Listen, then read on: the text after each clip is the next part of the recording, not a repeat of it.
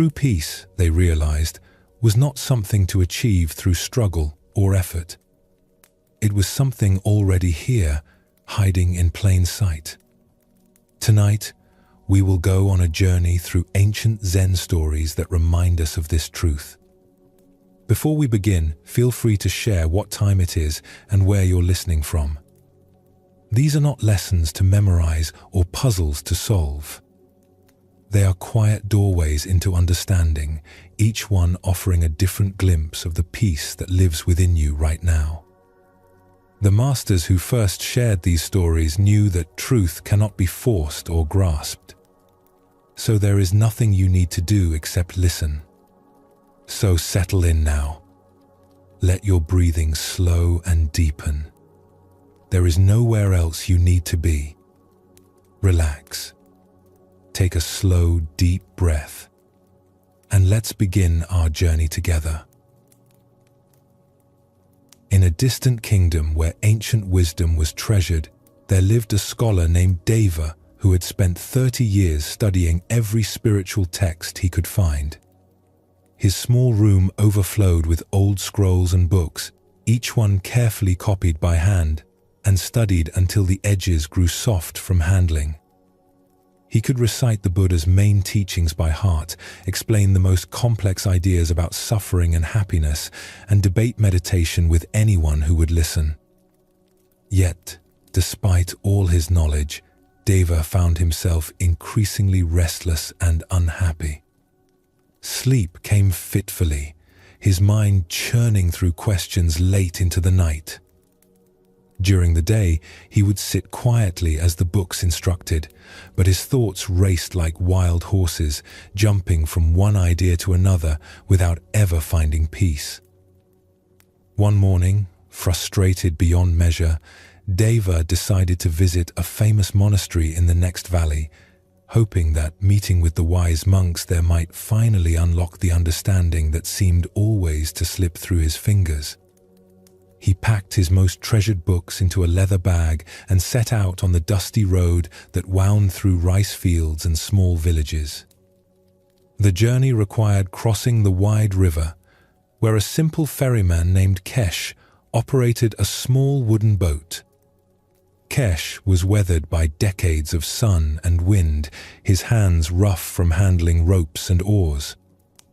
He wore only a simple cloth wrapped around his waist, and his dark skin bore the deep tan of someone who had spent his entire life outdoors. As they pushed off from the muddy bank, Deva could not contain his excitement about his scholarly mission. He began telling the ferryman about his years of study, his vast collection of books, his ability to explain the most complex points of spiritual teaching. The words poured from him like water from a broken jar, each sentence revealing his pride in his learning. Kesh listened politely, his steady hands guiding the boat across the slow current. The morning air was thick with mist rising from the water, and occasional birds called from the reeds along the banks. When Deva finally paused for breath, the ferryman spoke quietly. "Master Scholar, you speak of many deep teachings. Tell me, what is the heart of all this wisdom you have gathered?"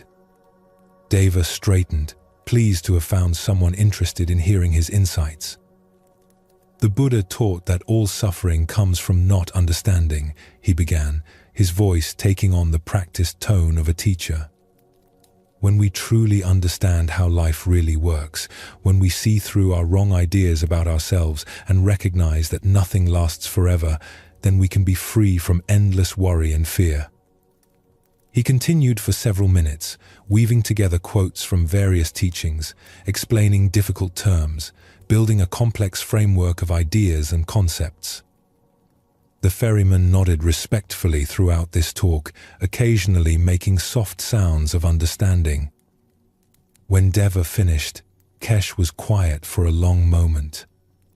The boat drifted gently with the current as he seemed to consider the scholar's words carefully. Then, with the same calm tone he had used before, he asked a simple question. "And where is your suffering now?"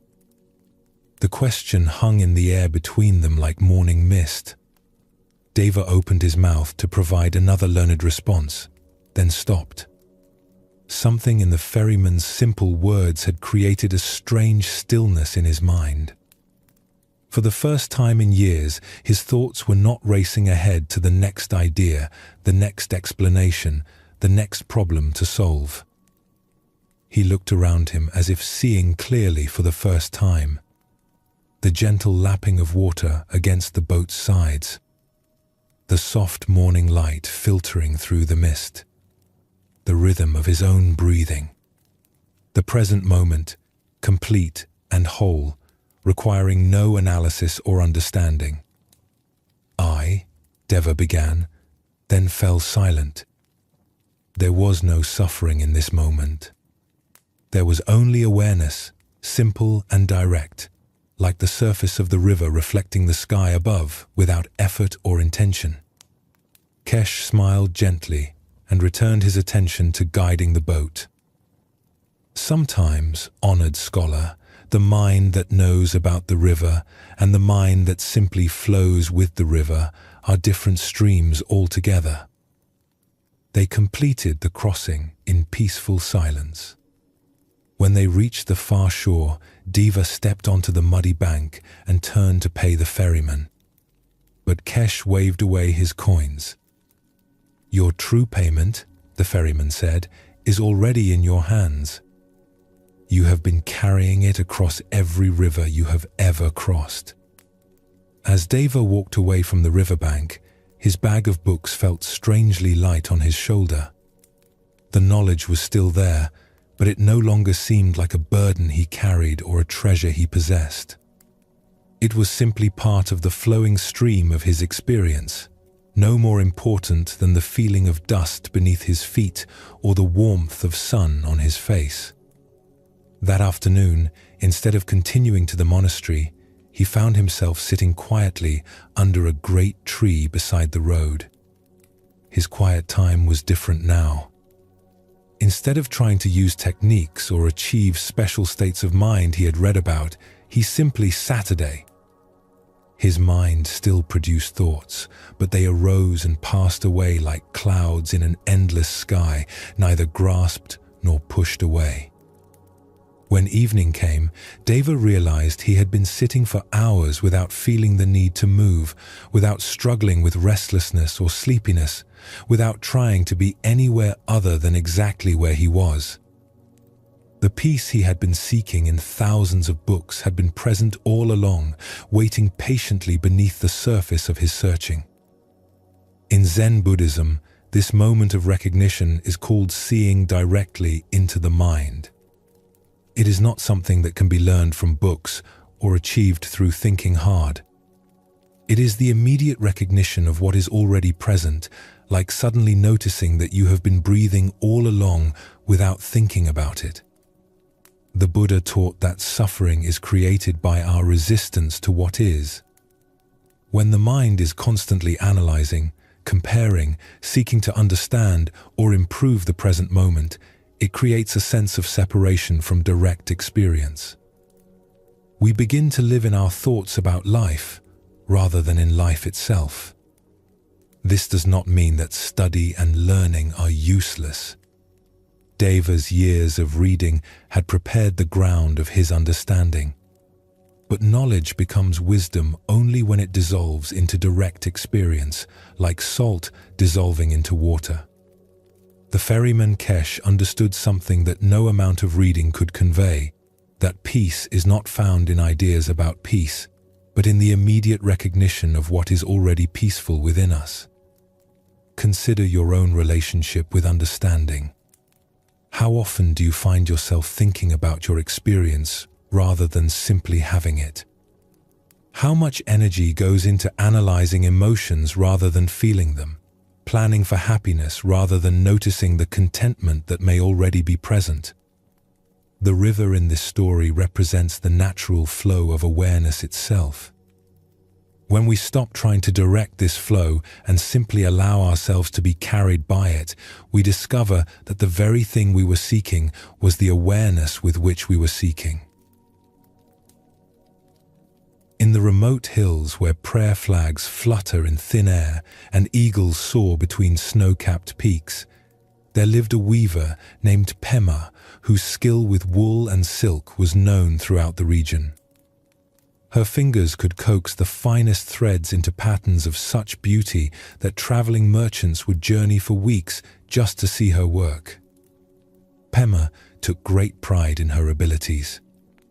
She would rise before dawn to begin her work, and often continue weaving by oil lamp until late into the night. Her small stone house was filled with examples of her artistry: wall hangings showing mountain landscapes, ceremonial robes for the local wise men, and carpets that seemed to glow with inner light.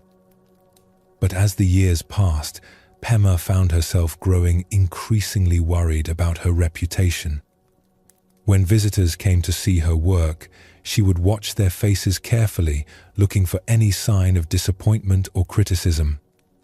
If someone praised another weaver in the valley, she would lie awake at night wondering if her own skills were getting worse. When young women came to learn from her, she found herself reluctant to share her best techniques, fearing they might one day surpass her abilities. This worry began to affect her work. Her hands would tremble slightly as she wove, knowing that each piece would be judged and compared to her previous efforts. The joy she had once found in the simple act of creating beautiful things was slowly being consumed by worry about how others would receive her creations. One autumn morning, as golden light streamed through her window and touched the half-finished tapestry on her loom, Pema received an unexpected visitor. An old woman appeared at her door, bent with age and carrying a walking stick worn smooth by countless miles of travel. Her clothes were simple and travel-stained, and she carried only a small bundle wrapped in faded cloth. "I am Maya," the old woman said, her voice soft but clear.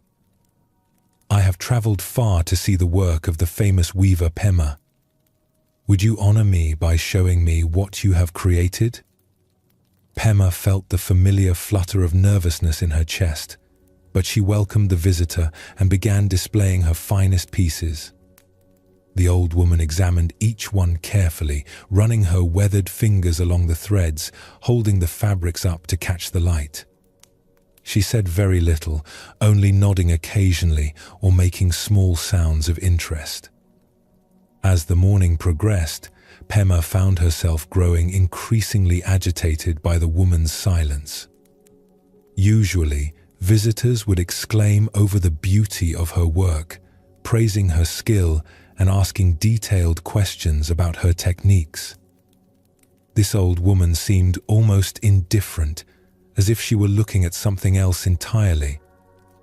Finally, unable to contain her frustration, Pema asked directly, "Honored grandmother, what do you think of my work? Do you find it skillful? Does it please you?" Maya set down the piece she had been examining and looked at Pema with eyes that seemed ancient beyond her years. "Child," she said gently, "your work is indeed beautiful. Your skill is obvious to anyone who looks. But tell me, who is this weaver named Pema who is so concerned about what I think?" The question struck Pema like a physical blow. She opened her mouth to answer, then closed it again. Of course she knew who Pema was. "I am Pema," she said, but even as the words left her mouth, they sounded strange and hollow. "Yes," Maya nodded. "But who is this I that claims to be Pema? Can you show me this Pema? Is she in your hands that weave so skillfully? Is she in your eyes that see colors and patterns? Is she in your mind that worries about what others think?" Pema felt a strange confusion, like the feeling of waking from a vivid dream and not being sure which world was real. She looked at her hands, rough from years of working with wool and silk. Were these hands Pema? She noticed the thoughts arising in her mind, concerns about this conversation, memories of past praise and criticism. Were these thoughts Pema? "I don't understand," she whispered. Maya smiled with endless compassion. "Look very carefully, dear child. When you sit at your loom and become completely absorbed in your weaving, when your hands know exactly what to do without conscious direction, when the pattern emerges as if by itself, where is this Pema who worries about her reputation then?" As the old woman spoke, Pema remembered those precious moments when time seemed to disappear, when she and her work became one flowing process, when there was no sense of someone doing the weaving, only weaving happening. In those moments, there had been no worry, no self-consciousness, no fear of judgment. There had been only pure creative expression, like water flowing downhill or flowers opening to sunlight. In those moments, Maya continued, the most beautiful work emerges. Not because someone named Pema is trying to create beauty, but because beauty creates itself when the feeling of separation dissolves. The thread, the loom, the hands, the awareness that guides them all arise together as one flowing process. Pema sat in stunned silence as something fundamental shifted in her understanding. She began to see that her worry had been like a person afraid of their own shadow, running faster and faster to escape something that had no real existence. The old woman reached into her bundle and withdrew a small piece of fabric, woven with threads so fine they seemed to be made of light itself. The pattern was simple, just geometric shapes in natural colors, but there was something about it that took Pema's breath away. It seemed to embody perfect peace, as if the very process of its creation had been a deep meditation. "I wove this many years ago," Maya said, "when I finally understood that there was no weaver, only weaving. No artist, only art. No self to protect or promote, only the endless creativity of existence expressing itself through temporary forms." She placed the fabric in Pema's hands. The moment it touched her fingers, Pema felt a deep recognition, as if she were looking at something she had always known but forgotten. The worry that had plagued her for so long simply evaporated, like mist touched by morning Sunday. "But grandmother," Pema said, "if there is no self, no Pema who weaves, then what am I?" Maya's eyes twinkled with gentle humor. "You are the same thing you have always been, child. You are the awareness in which all experience arises. The thoughts calling themselves Pema, the hands that weave, the beauty that emerges from your work, the worry about reputation, the peace that comes when worry dissolves, all of this appears within the same vast, open space of knowing. This awareness is not yours," she continued. "It is what you are. Like the sky that remains unchanged whether it contains storms or sunshine, this awareness is unaffected by whatever thoughts or feelings pass through it. The person you thought you were is like a cloud in this sky, temporary and changing, while the sky itself is limitless and free." Pema spent the rest of that day with the old woman, not talking much, but sitting together in comfortable silence. As evening approached, Maya prepared to continue her journey. Before leaving, she gave Pema one final teaching. "Remember, dear one, that the goal is not to eliminate the sense of being Pema. That would be like trying to eliminate clouds from the sky. The clouds have their beauty and their purpose. The understanding is simply to recognize that you are the sky, not the cloud. From this recognition, even the cloud called Pema becomes light and playful, no longer a burden to be protected, but an expression of the same limitless creativity that weaves all of existence." After Maya left, Pema returned to her loom with a heart transformed. her work became even more beautiful, but in a completely effortless way. There was no longer anyone there trying to create something impressive, only the natural intelligence of creation expressing itself through skilled hands and an open heart. Visitors still came to see her work, and she received their praise and criticism with equal calm. Like weather passing through an open window, their opinions touched her awareness, but did not stick or create trouble. She had discovered what Zen Buddhism calls seeing through the separate self, not the elimination of personality or individual expression, but the recognition that these are temporary patterns arising within an infinite field of awareness. This teaching about the separate self is one of the most profound insights of Buddhist wisdom. It does not mean that we cease to exist or that our individual lives don't matter. Rather, it means recognizing that what we truly are is far vaster and more free than the limited identity we usually take ourselves to be. Most of our suffering comes from trying to protect and promote a self that exists only in our imagination. We worry about our reputation, defend our opinions, and struggle to maintain an image of who we think we should be. But when we look closely, as Pema did, we discover that this solid sense of self is more like a rainbow, beautiful and vivid, but without substantial existence. In your own experience, notice how much mental energy goes into maintaining and defending your sense of self. How often do you feel hurt when someone doesn't appreciate your efforts? How much time is spent worrying about what others think of you? These are not character flaws, but natural results of identifying with something that seems solid, but is actually empty of independent existence. The Buddha taught that all phenomena, including our sense of personal identity, are empty of inherent existence. They arise through causes and conditions, like waves on the ocean, appearing separate but never actually divided from the whole.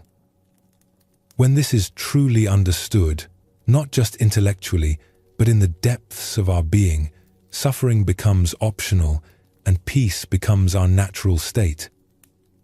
As we settle deeper into tonight's journey through these ancient teachings, remember that you are not listening to these words so much as recognizing truth that has always been present within your own awareness.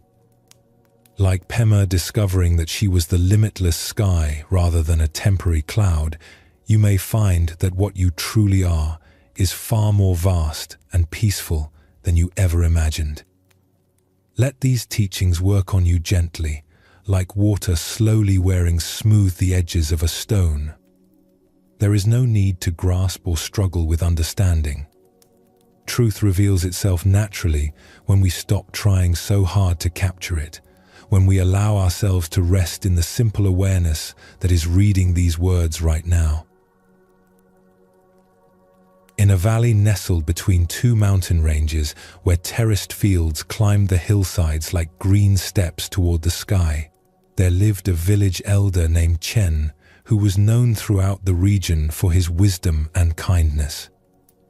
For 40 years, he had guided his community through good harvests and lean times, settled disputes with fairness, and helped families through their joys and sorrows. Chen took his responsibilities seriously, perhaps too seriously. He would rise each morning before the sun and walk through the village, checking on the elderly, observing the condition of the irrigation channels, and mentally noting what needed repair or attention. His mind was constantly occupied with plans for improving life in the village, ways to increase the harvest, and concerns about potential problems that might arise. The villagers loved and respected Chen, but they had begun to notice that their elder seemed to carry the weight of the entire world on his shoulders. His brow was often furrowed with worry, and he frequently spoke of the many things that could go wrong if people were not careful and prepared. One late summer afternoon, as Chen stood in his favorite spot overlooking the valley, dark clouds began gathering on the western horizon. The air grew still and heavy, and there was an electric feeling that made the hair on his arms stand up.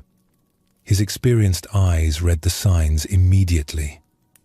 A massive storm was approaching, and it would likely bring hail that could destroy the rice crop just weeks before harvest. Chen's heart began to race. This was exactly the kind of disaster he had always feared. Months of careful planning, the village's entire food supply for the winter, the livelihood of dozens of families, all of it could be destroyed in a single afternoon. He ran through the village, shouting warnings and organizing people to cover what crops they could with whatever materials were available. But as the storm clouds grew darker and more ominous, Chen realized with growing despair that their efforts would not be enough. The storm was simply too large, too powerful. No amount of preparation or quick action could protect the vast fields of rice that stretched across the valley floor. As the first fat raindrops began to fall, Chen found himself standing alone in the middle of the village square, his fists clenched and raised toward the sky. This is not fair. He shouted at the approaching storm. These people have worked so hard. They deserve better than this. Thunder rumbled overhead as if in response to his challenge, and the rain began falling harder. Chen continued his futile argument with the storm, as if his decades of leadership had somehow given him the authority to negotiate with the weather itself. It was then that he noticed an old woman sitting peacefully on her porch nearby, calmly watching the storm approach. Her name was Li, and she was the oldest person in the village, well into her 80s.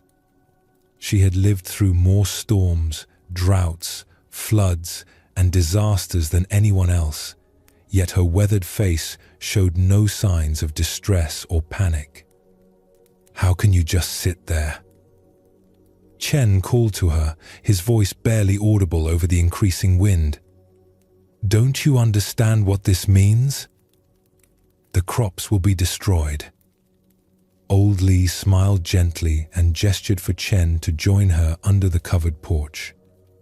Reluctantly, he ran over and sat beside her on a wooden bench worn smooth by decades of use. The rain was now falling in sheets, and hail had begun to pelt the ground with sharp, icy stones. "You are trying to hold back the ocean with your bare hands," Li said softly, her voice somehow carrying clearly despite the noise of the storm. "Tell me, honored elder, in all your years of worrying about disasters that might come, how many of them have you actually prevented?" Chen opened his mouth to respond, then closed it again. He thought back through decades of sleepless nights spent worrying about drought, disease, accidents, conflicts with neighboring villages. How many of these feared disasters had actually occurred? Some, certainly.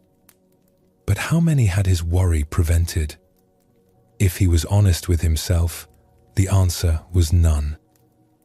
"The storm will do what storms do," Li continued, her voice carrying a strange peace that seemed to calm something deep in Chen's chest. "The crops will survive, or they will not. The village will adapt, as villages always have. Your worry adds nothing to our preparation and subtracts much from your peace." As if to emphasize her point, a particularly loud crash of thunder shook the ground beneath them. Chen instinctively tensed, then noticed that Li remained completely relaxed, as if she were listening to gentle music rather than the fury of nature. "But if I don't worry," Chen protested, "if I don't try to control and plan for everything, then who will? What will happen to the village?" Li turned to look at him with eyes that held the depth of someone who had seen the wheel of fortune turn many times. "What happened to this village for the 500 years before you were born? What will happen to it for the 500 years after you are gone?" The question struck Chen like a physical blow. In his desire to be a good leader, he had somehow convinced himself that the village's survival depended entirely on his constant vigilance and control. But of course, the village had existed long before him and would continue long after him. Generation after generation had faced storms, famines, wars, and countless other challenges, and somehow life had continued. As this realization settled into his awareness, Chen felt something loosen in his chest, as if a tight knot that had been there for years was finally beginning to unwind. He looked out at the storm raging across their valley and, for the first time, saw it simply as a storm. Not as a personal enemy or a test of his leadership, but as a natural force following its own ancient patterns. "What do I do then?" he asked quietly. "How do I care for the village without carrying this burden?" Li was quiet for a long moment, listening to the rain drumming on the roof above them. "When you plant rice," she said finally, "you prepare the soil as best you can. You plant the seeds with care. You tend the young plants and keep the water channels clear. But you do not try to control the rain or command the Sunday. You do what is yours to do, then trust the larger forces to do what is theirs. The wise farmer plants in spring and harvests in autumn. He does not plant in winter because he wants rice sooner, and he does not skip autumn because he fears the work of harvesting. He works in harmony with forces much greater than himself." As Chen sat listening to these simple words, he felt a profound shift in his understanding. He had been trying to be responsible for things that were never his responsibility, while perhaps neglecting the things that truly were. His job was not to control the weather or guarantee perfect outcomes, but to prepare wisely and respond skillfully to whatever arose. The storm raged for another hour, then moved on as suddenly as it had arrived. When Chen and Li emerged from the porch, they discovered something remarkable. While some fields had indeed been damaged by hail, the majority of the rice crop had survived. The quick thinking and preparation of the villagers, combined with simple good fortune, had prevented the total disaster Chen had feared. But more importantly, Chen realized that even if the crop had been completely destroyed, the village would have found a way to survive and rebuild, just as it had countless times before. His worry and desperate attempts to control the uncontrollable had added nothing to their actual safety and had subtracted much from his own peace of mind. From that day forward, Chen continued to serve as the village elder, but with a completely different approach. He still planned carefully and prepared for difficulties, but he did so from a place of calm wisdom rather than anxious control. When problems arose that were beyond his power to fix, he met them with the same peaceful acceptance Li had shown during the storm. This transformation in Chen points to one of Zen Buddhism's most liberating teachings about the nature of control and surrender. The Buddha understood that suffering comes not from external circumstances themselves, but from our resistance to circumstances we cannot change. When we spend our energy fighting against forces much larger than ourselves, we exhaust our inner peace while accomplishing nothing of practical value. In Zen practice, we learn to distinguish clearly between what is ours to influence and what belongs to the larger flow of life. This is not about becoming passive or giving up all responsibility. Chen continued to fulfill his duties as village elder, but without the crushing weight of believing that every outcome depended on his perfect control. The Buddha taught that this kind of mental struggle is like a man shot by an arrow who refuses to have it removed until he knows who shot it, what kind of wood the arrow is made from, and why the archer chose to shoot him. While he demands answers to these questions, he continues to suffer from the wound that could be healed immediately. Similarly, while we demand that life conform to our preferences before we can be at peace, we continue to suffer unnecessarily from our resistance to what is already happening. This is one of the paradoxes that Zen Buddhism reveals. Surrender leads to greater power, not less. When we stop wasting energy on battles we cannot win, we have much more strength available for the work that actually makes a difference. When we stop demanding that reality be different before we can be peaceful, we discover reserves of calm wisdom that were always present but hidden beneath layers of struggle. The peace that Chen found during the storm is available to each of us in the midst of our own storms. It comes not from eliminating challenges from our lives, which is impossible, but from learning to meet challenges without the additional burden of resistance and complaint. This is the deep peace that Zen Buddhism offers, not the absence of difficulty, but the presence of acceptance that allows us to respond to any difficulty with grace. In another village, many miles away where merchant caravans stopped to rest and trade, there lived a man named Rashid who had built a successful trading business through years of careful planning and hard work. His shop was filled with beautiful silks, precious spices, and crafted goods from distant lands. He owned several houses in the village and employed many people.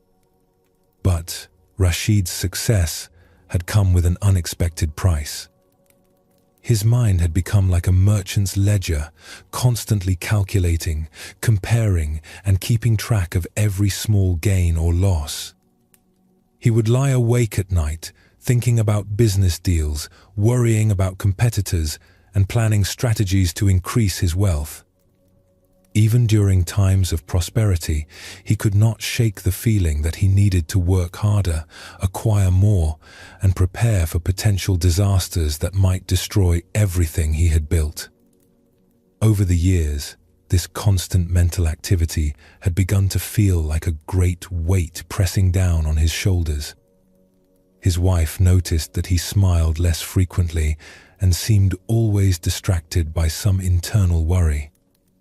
His children had learned not to interrupt him when he was thinking about business, which was nearly all the time. One evening, as Rashid sat in his shop counting the day's earnings and planning the next day's activities, an old traveling monk appeared at his door. The monk's robes were faded and patched, and he carried nothing but a simple walking stick and a small bowl for receiving food. "Peace be with you, brother," the monk said in a gentle voice. "I am traveling to the monastery in the next valley and wonder if I might rest here for the night. I have no money to offer, but I can share some stories from my travels if you would welcome the company." Rashid looked up from his coins, annoyed at the interruption. His first impulse was to direct the monk to the public inn, but something in the old man's peaceful demeanor made him reconsider. Business had been good that day, and perhaps showing hospitality to a holy man would bring good fortune. "You are welcome to sleep in the back room," Rashid said somewhat grudgingly. "There is bread and tea in the kitchen." As the monk settled in for the evening, Rashid returned to his calculations. But he found himself distracted by the stranger's presence. There was something about the old man's complete contentment with his simple possessions that puzzled and slightly irritated the merchant. How could anyone be happy with so little? Didn't he worry about tomorrow? About security? About what would happen when he became too old to walk from village to village? Unable to concentrate on his business plans, Rashid eventually joined the monk in the kitchen, where the old man was sipping tea and gazing peacefully out the window at the stars. "You seem troubled, brother," the monk observed. "Your hospitality is generous, but I sense your mind is carrying a heavy burden." Despite himself, Rashid found the words spilling out of him. He told the monk about his business concerns, his worry about competition, his fear that all his success could disappear if he didn't remain constantly vigilant. He spoke of his desire to provide security for his family and his frustration that no amount of wealth ever seemed to be enough to guarantee that security. The monk listened with complete attention, nodding occasionally, but mostly just receiving Rashid's words with compassionate silence. When the merchant finally finished his long recital of worries, the monk was quiet for several moments. "Tell me," the monk said finally, "when you walk through the village carrying your heavy bags of goods to and from the market, do you also carry stones in your pockets?" Rashid looked confused. "Of course not. Why would I carry stones? They would only make my load heavier for no purpose." The monk smiled gently. "And yet, I notice you carry many stones in your mind. Worry about tomorrow's business, fear about last month's losses, concern about what your competitors might do, anxiety about disasters that may never happen. These mental stones add nothing of value to your life, yet they make every day's journey much heavier." The merchant sat in stunned silence as the truth of this observation penetrated his awareness. He had never thought of his constant worries as optional burdens, like stones he could choose to carry or leave behind. They felt so much like necessary parts of being responsible that he had never questioned their value. "But surely," Rashid protested, "a successful merchant must think ahead, must plan and prepare and worry about potential problems. How else can business succeed?" The monk nodded thoughtfully. "There is wisdom in planning and prudence in preparation. But tell me, when you lie awake at night worrying about a deal that might go wrong, does this worry make the deal more likely to succeed? When you spend your energy fearing that a competitor might undercut your prices, does this fear actually protect you from competition?" Rashid considered this carefully. When he was honest with himself, he had to admit that his sleepless nights of worry had never once prevented a business problem or created a successful outcome. The planning and preparation he did during working hours was indeed valuable, but the mental churning that continued during his rest time served no practical purpose. The mind that is constantly looking ahead to future problems or behind to past mistakes, the monk continued, cannot fully attend to present opportunities. Like a man trying to walk forward while looking over his shoulder, such a mind often stumbles over blessings that lie directly in its path. As if to illustrate this point, the monk gestured toward the window where a magnificent full moon had risen above the mountains, bathing the village in silver light. "How long has this moon been shining tonight while we have been sitting here talking?" Rashid realized with surprise that he had not once noticed the beautiful night sky, even though he had been sitting next to the window for nearly an hour. His mind had been so occupied with thoughts of business that he had missed the simple wonder of the present moment. "This is what I mean about mental stones," the monk said softly. "They take up so much space in our awareness that we have little room left for the gifts that each moment offers freely. The worries we carry achieve nothing practical, yet they steal our capacity for peace and joy." The merchant felt something shifting inside his chest, as if a tight fist that had been clenched for years was finally beginning to open. "But how does one set down these mental burdens?" he asked. "They feel so much a part of me that I cannot imagine my mind without them." The monk was silent for a long time, sipping his tea and gazing at the moonlit landscape. Finally, he spoke in a voice so quiet that Rashid had to lean forward to hear. "When a merchant travels a mountain path carrying a heavy load, he does not try to throw away all his goods at once. He might die of cold without his blanket or starve without his food. Instead, he examines each item carefully. This tool is essential for his trade. This blanket provides necessary warmth. This decorative object is beautiful, but adds only weight to his journey. In the same way, we can examine each thought and worry that fills our mind. This planning session helps me prepare for tomorrow's work. This concern helps me care for my family's needs.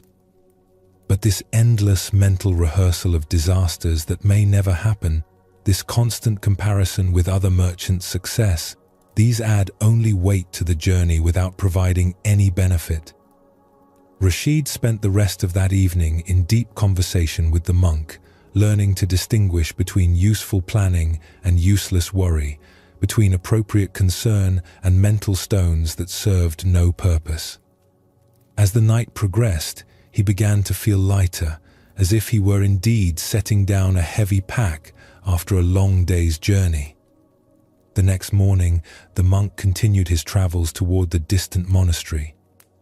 But his brief visit had planted seeds of understanding that would transform Rashid's entire approach to life and business. The merchant continued to plan carefully and work diligently, but he learned to do so without carrying the constant mental burden of worry and fear. His business actually became more successful, not less, because his mind was clearer and more present. He noticed opportunities that his previous anxious state had caused him to overlook. His relationships with family and customers improved because he was more attentive and less distracted by internal mental chatter.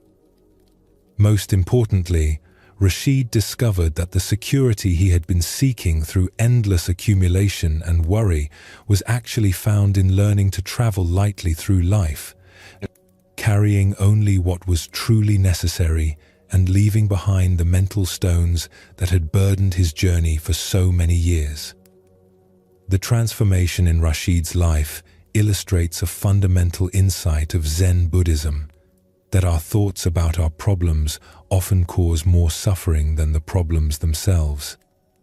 The Buddha taught extensively about this phenomenon, recognizing that the human mind has a tendency to take simple challenges and transform them into complex sources of ongoing distress through endless mental elaboration.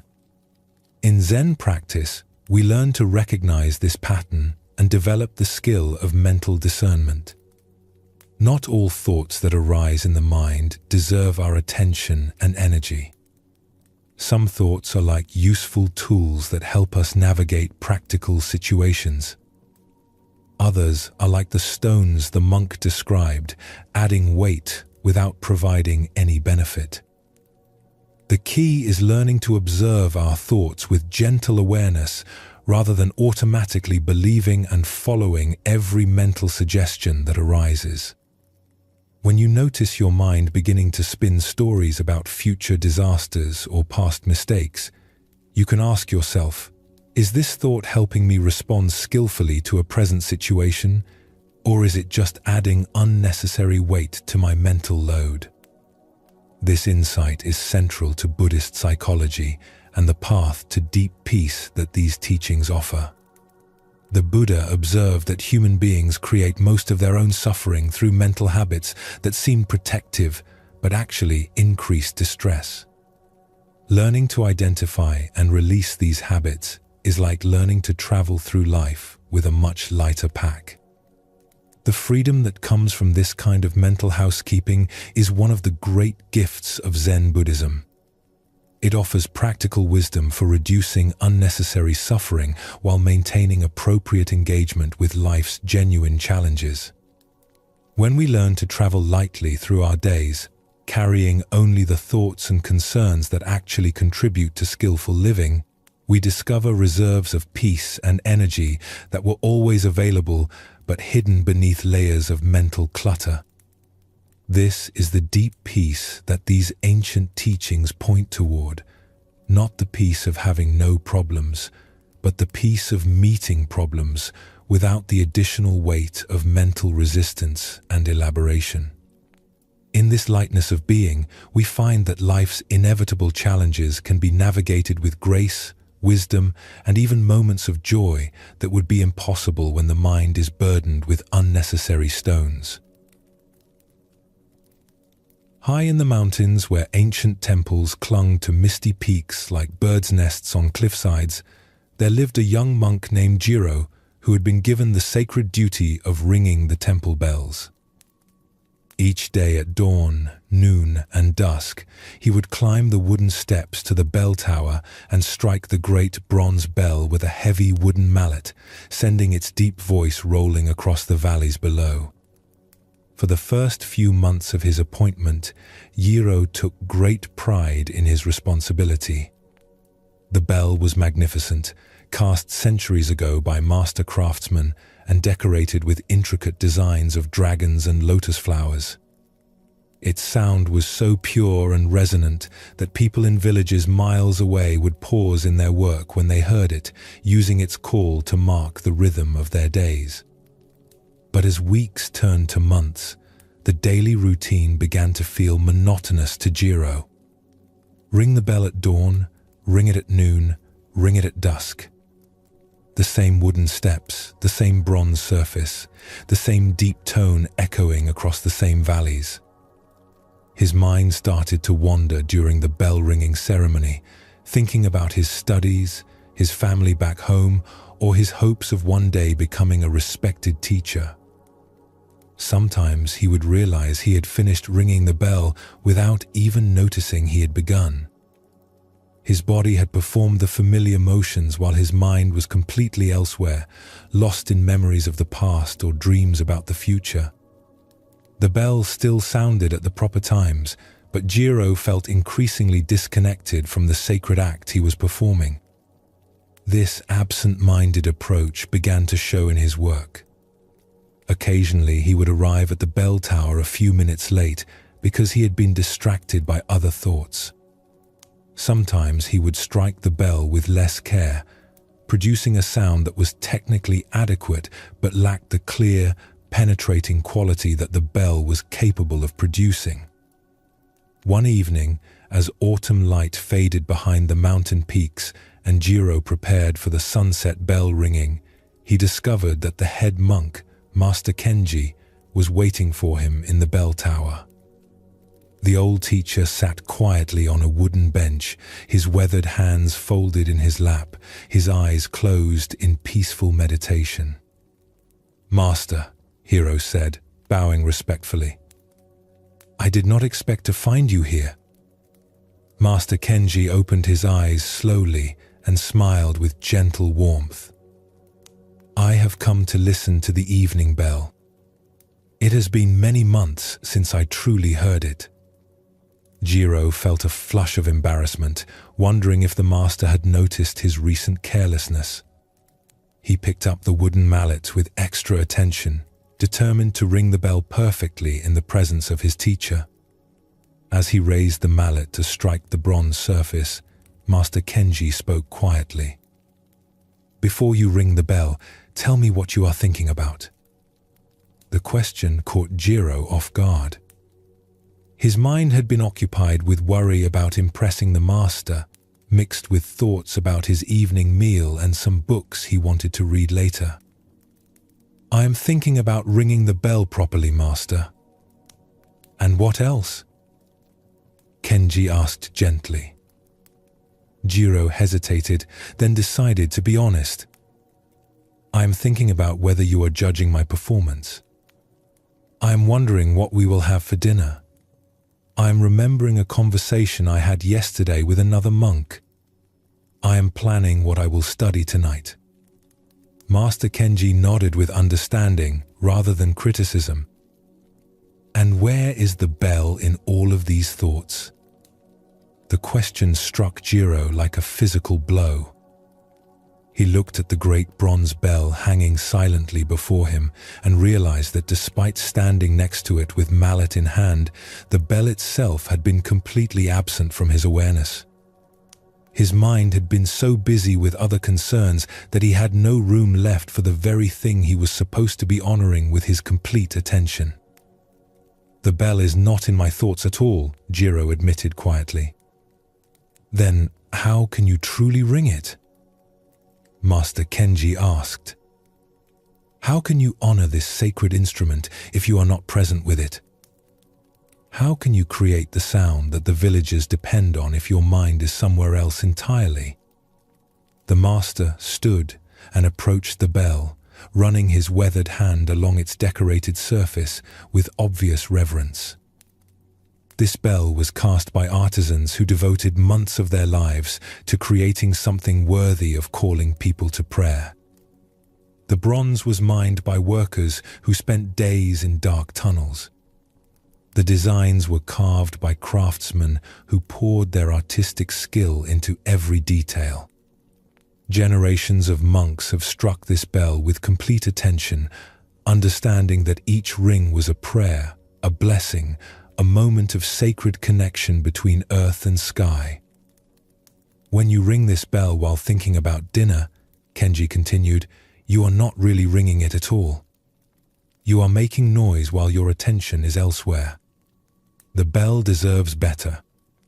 The villages that depend on its call deserve better. And you deserve the peace that comes from being fully present with your sacred work." Jiro felt tears begin to well in his eyes as he understood the depth of what he had been missing. He had been treating his bell ringing as a chore to get through rather than an opportunity for spiritual practice and service to others. "Master, how do I learn to be truly present with the bell?" Kenji smiled and gestured toward the bronze surface. "Begin now. Before you strike, spend a moment really looking at the bell. Notice its color, its weight, the way the evening light plays across its surface.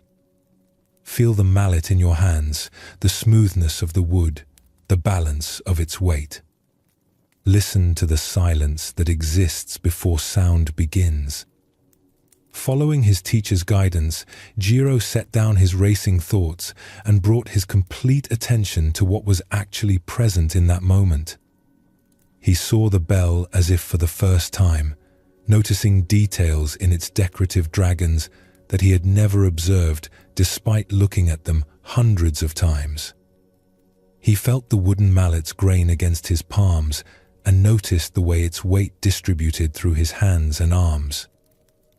"Now," Master Kenji said softly, "ring the bell from presence, not from habit."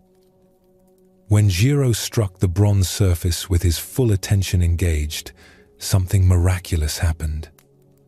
The sound that emerged was deeper, clearer, and more resonant than any he had ever produced. It seemed to arise not just from the bell, but from the complete attention he had brought to the moment. The tone rolled across the valleys below with a quality of presence that seemed to carry peace to everyone who heard it.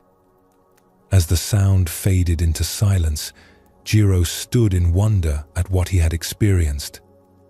The same bell, the same mallet, the same tower, but everything had been transformed by the quality of attention he had brought to the simple act of creating sound.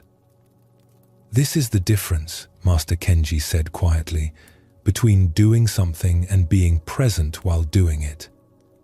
The first accomplishes the task. The second transforms both the task and the person performing it into something sacred." From that evening forward, Jiro's approach to his bell-ringing duties was completely transformed. Each time he climbed the wooden steps to the tower, he would pause and bring his scattered thoughts back to the present moment. He would notice the feeling of his feet on the steps, the sound of birds in the nearby trees, the quality of light at that particular time of day. Before striking the bell, he would take a moment to appreciate its beauty and honor the centuries of craftsmanship that had created it. He would feel the weight and texture of the mallet and listen to the silence that would soon be filled with sound. When he finally struck the bronze surface, it was with his complete attention and gratitude for the privilege of creating something beautiful. The change in Jiro's presence became obvious to everyone in the monastery. The sound of his bell ringing had a quality of peace and clarity that seemed to bless everyone who heard it. Visitors to the temple would comment on how the bell calls seemed to create a sense of calm that lasted long after the sound had faded. Other monks began asking Jiro to teach them about his approach to mindful attention. Most importantly, Jiro discovered that the presence he cultivated during bell ringing began to extend into every other area of his life. When he swept the temple floors, he was fully present with the broom and the dust and the rhythm of cleaning. When he studied ancient texts, he was completely absorbed in understanding the teachings rather than thinking about other things. When he ate his meals, he tasted his food with full attention rather than consuming it absent-mindedly. This story reveals one of Zen Buddhism's most fundamental teachings about the nature of presence and awakening. The Buddha understood that most human suffering comes from our inability to be fully present with our actual experience. Instead of living our lives directly, we live in our thoughts about our lives, constantly pulled away from the richness of the present moment by mental commentary, planning, worry, and distraction. In Zen practice, we learn that presence is both the path and the destination. When we bring complete attention to whatever we are doing, even the most ordinary activities become opportunities for peace, insight, and connection. Washing dishes with full attention becomes a meditation. Walking down a familiar street with complete presence reveals details and beauty that distracted awareness never notices. The Buddha taught that mindfulness, or present moment awareness, is the foundation of all spiritual development. Without the ability to be fully present with our experience, we cannot develop genuine wisdom about the nature of mind and reality. We cannot cultivate authentic compassion because we are not truly present with other people's suffering. We cannot find lasting peace because we are always mentally somewhere else, chasing after conditions that we imagine will finally make us happy. But when we learn to be fully present, as Jiro did with his bell, we discover that each moment contains everything we have been seeking. The peace we thought we would find in future accomplishments is available right now in wholehearted engagement with present activities. The satisfaction we imagined would come from external achievements is actually found in the quality of attention we bring to whatever we are doing. This does not mean that goals and planning become unimportant, but that they are held lightly rather than becoming obsessions that steal our attention from present experience. Jiro continued to improve his skills as a monk and eventually became a respected teacher, but his success came through presence rather than anxious striving. In a prosperous city where merchants traded silk and spices from distant lands, there lived a judge named Master Wei, who was known throughout the region for his strict adherence to the law and his swift, decisive punishments. For 15 years, he had presided over the central courthouse, where citizens brought their disputes and criminals faced justice for their wrongdoings. Wei took great pride in his reputation for fairness and consistency. He studied the legal codes carefully, weighed evidence thoroughly, and delivered judgments without favoritism or emotion. Rich and poor received equal treatment under his careful application of the law. Merchants respected his decisions in business disputes, and families trusted him to settle inheritance matters fairly. Yet, for all his dedication to justice, Wei found himself growing increasingly bitter and weary as the years passed. Each day brought a parade of human weakness and wrongdoing through his courthouse. Thieves who stole from honest workers, merchants who cheated their customers, family members who fought over money, neighbors who couldn't resolve simple disagreements without involving the courts. the steady stream of human failings had gradually hardened Wei's heart.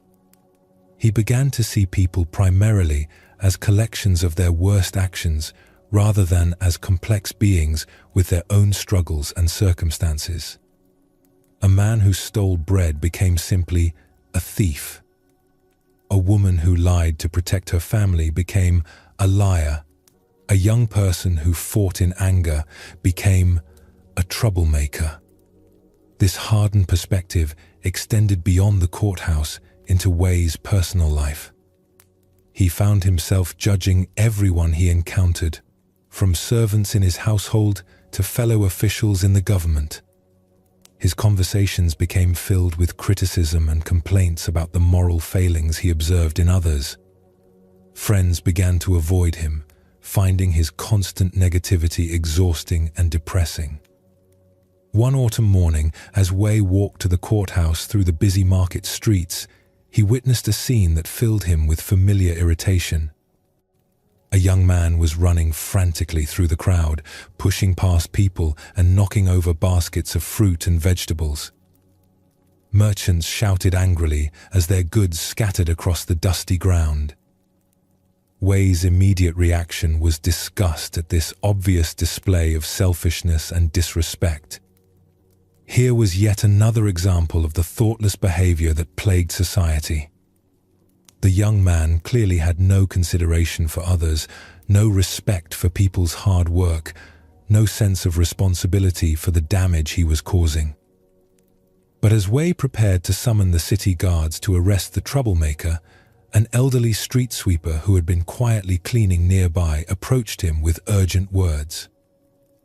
"Honorable Judge," the old man said breathlessly, "that young man is not causing trouble for its own sake. His wife has gone into labor with their first child, but there are complications." The midwife sent him running to fetch the physician who lives on the other side of the market. He fears for both his wife's life and his unborn child's. Wei stopped in his tracks, his anger suddenly replaced by confusion. The same actions he had interpreted as selfish rudeness were actually desperate attempts to save lives. The young man wasn't thoughtlessly destroying property. He was racing through an obstacle course of market stalls to reach help for his family. "How do you know this?" Wei asked the street sweeper. The old man smiled gently. "I have been cleaning these streets for 40 years, honored judge. I have learned to watch and listen before I judge. This young man ran past me earlier, calling out his wife's name and praying to the Buddha for help. His face shows love and terror, not anger or selfishness." As Wei watched the young man disappear around a corner, still running desperately toward the physician's house, he felt something crack open in his chest. For years, he had been observing human behavior from the elevated position of his judge's seat, seeing only the surface actions without understanding the stories beneath them. "Old father," Wei said quietly, "you see more clearly from street level than I do from my high bench." The street sweeper leaned on his broom and looked at Wei with eyes that held decades of patient observation. "Perhaps, honored judge, but you have a more difficult task than I do. I only need to understand what I see. You must decide what to do about it." That simple statement haunted Wei for the rest of the day. As he sat in his courthouse hearing various cases, he found himself wondering about the stories behind each person's actions. What circumstances had led the accused thief to take food? What pressures had caused the merchant to bend the truth? What pain might be driving the family members who fought so bitterly over their inheritance? This new way of seeing began with small observations. Wei noticed that the man accused of stealing grain had thin children and desperate eyes. The woman who had lied about a debt had bruises on her arms that suggested trouble at home. The young people involved in a fight were from different parts of the city where tensions had been growing over limited work opportunities. None of these observations excused the illegal behavior, but they revealed it as part of larger human stories filled with complexity, suffering, and difficult choices. Wei began to see that his role as a judge was not simply to punish wrongdoing, but to understand the conditions that created wrongdoing and respond in ways that might address deeper problems. That evening, Wei sought out the old street sweeper and found him finishing his work as the sun set behind the market stalls. "Old father," Wei said, bowing respectfully, "I have been thinking about your words all day. How do you maintain such patience and understanding when you see so much human folly and weakness?" The street sweeper set down his broom and gestured for Wei to sit with him on a stone bench near a small shrine dedicated to the Buddha's compassion. Oil lamps flickered in the growing darkness, and the sounds of the market settling into evening quiet surrounded them. "Many years ago," the old man said, "I was much like you are now. I saw people's mistakes and failures, and I judged them harshly. I believed that my ability to see their faults made me superior to them. What changed?" Wei asked. The street sweeper was quiet for a long moment, watching the lamp flames dance in the gentle breeze. "One winter night, I saw a woman stealing bread from a baker's stall. My first thought was to call for the guards, but something made me follow her instead. She took the bread to a small hut at the edge of the city where she lived with her elderly mother and 3 young children. The mother was ill, the children were thin with hunger, and the woman herself looked as if she had not eaten in days. She broke the stolen bread into small pieces and gave it all to her family, keeping none for herself. As I watched through the window, I realized that I had been seeing her action as theft, but she was seeing it as the only way to keep her family alive. Both views were true, but mine was incomplete. I was judging her from the comfort of my own security, without understanding her impossible situation." Wei felt tears beginning to form in his eyes as he understood the implications of this teaching. "What did you do?" "I left money outside her door that night, enough to buy food for several days. But more importantly, I began to see every person I encountered as someone with their own story, their own struggles, their own reasons for doing things I might not understand." The old man turned to look directly at Wei with compassion that held no trace of judgment. This does not mean excusing harmful behavior or abandoning the need for justice. But it means recognizing that understanding must come before judgment, and compassion must guide whatever actions we take. Over the following months, Wei's approach to his judicial duties was completely transformed.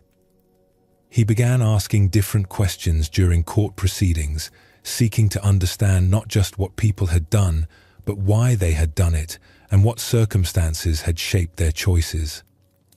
This deeper inquiry revealed patterns Wei had never noticed before.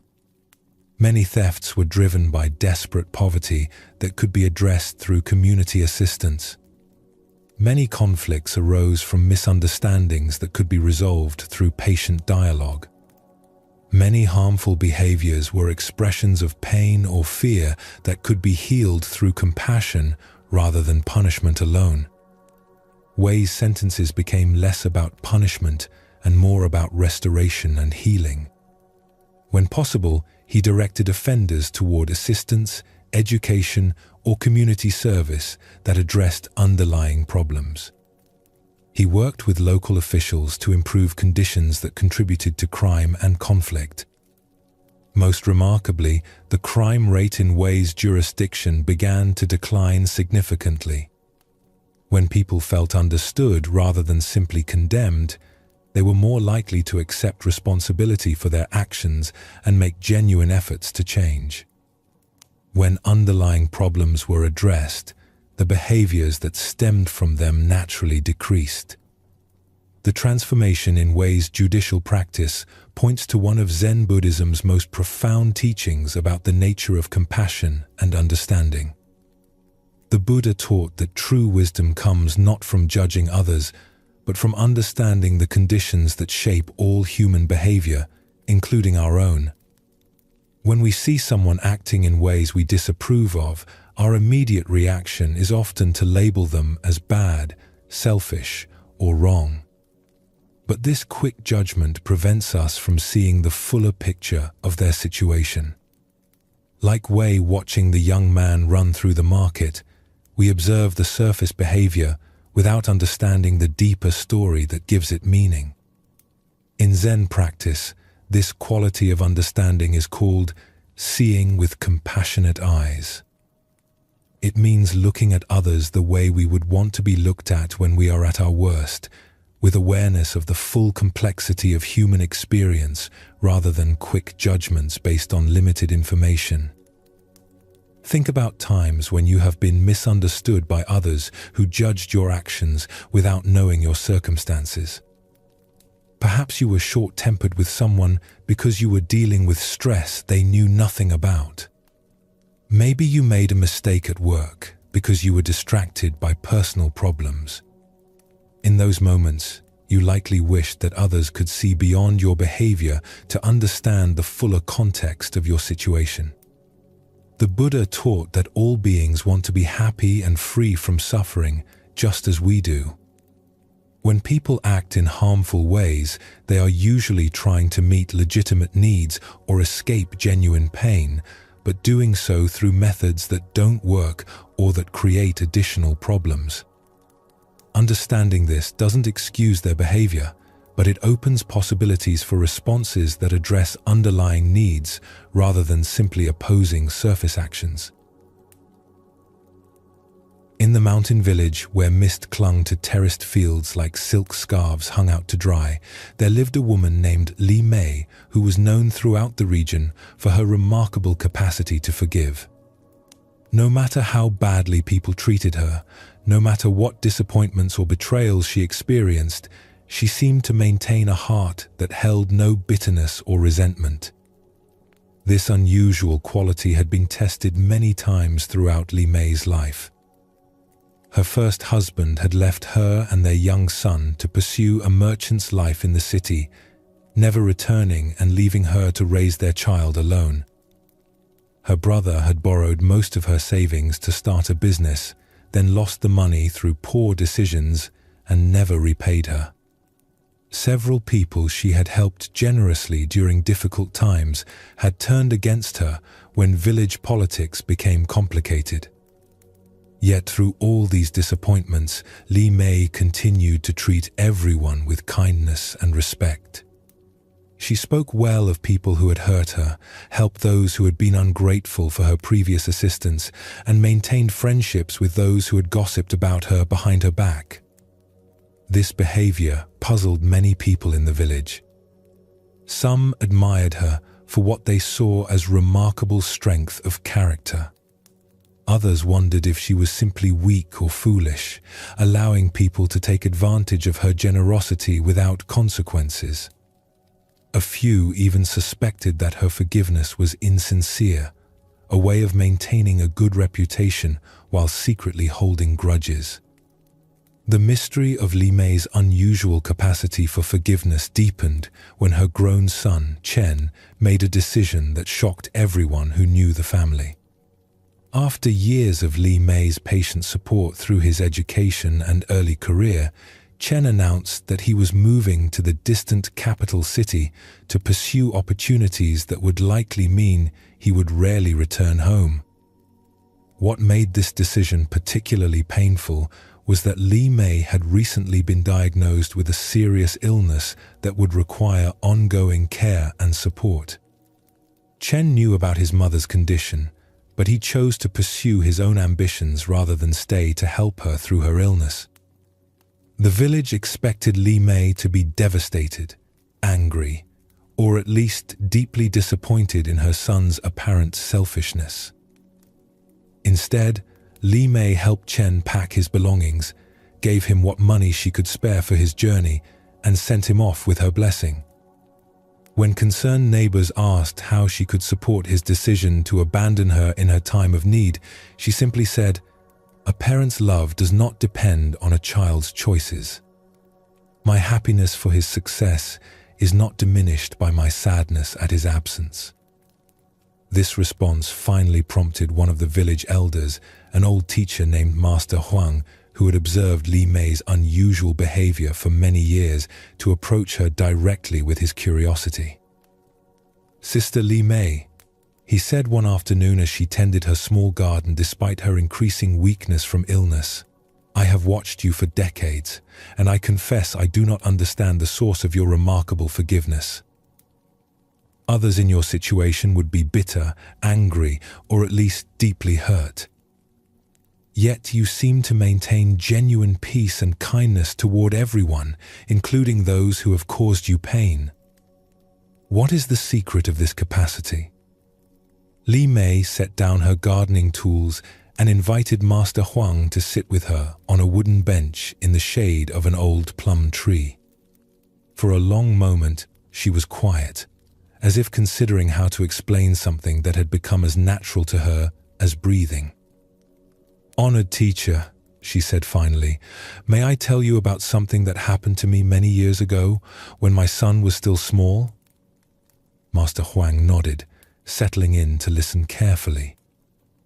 "I was walking to the market one morning, carrying Chen on my back because he was too young to walk the full distance.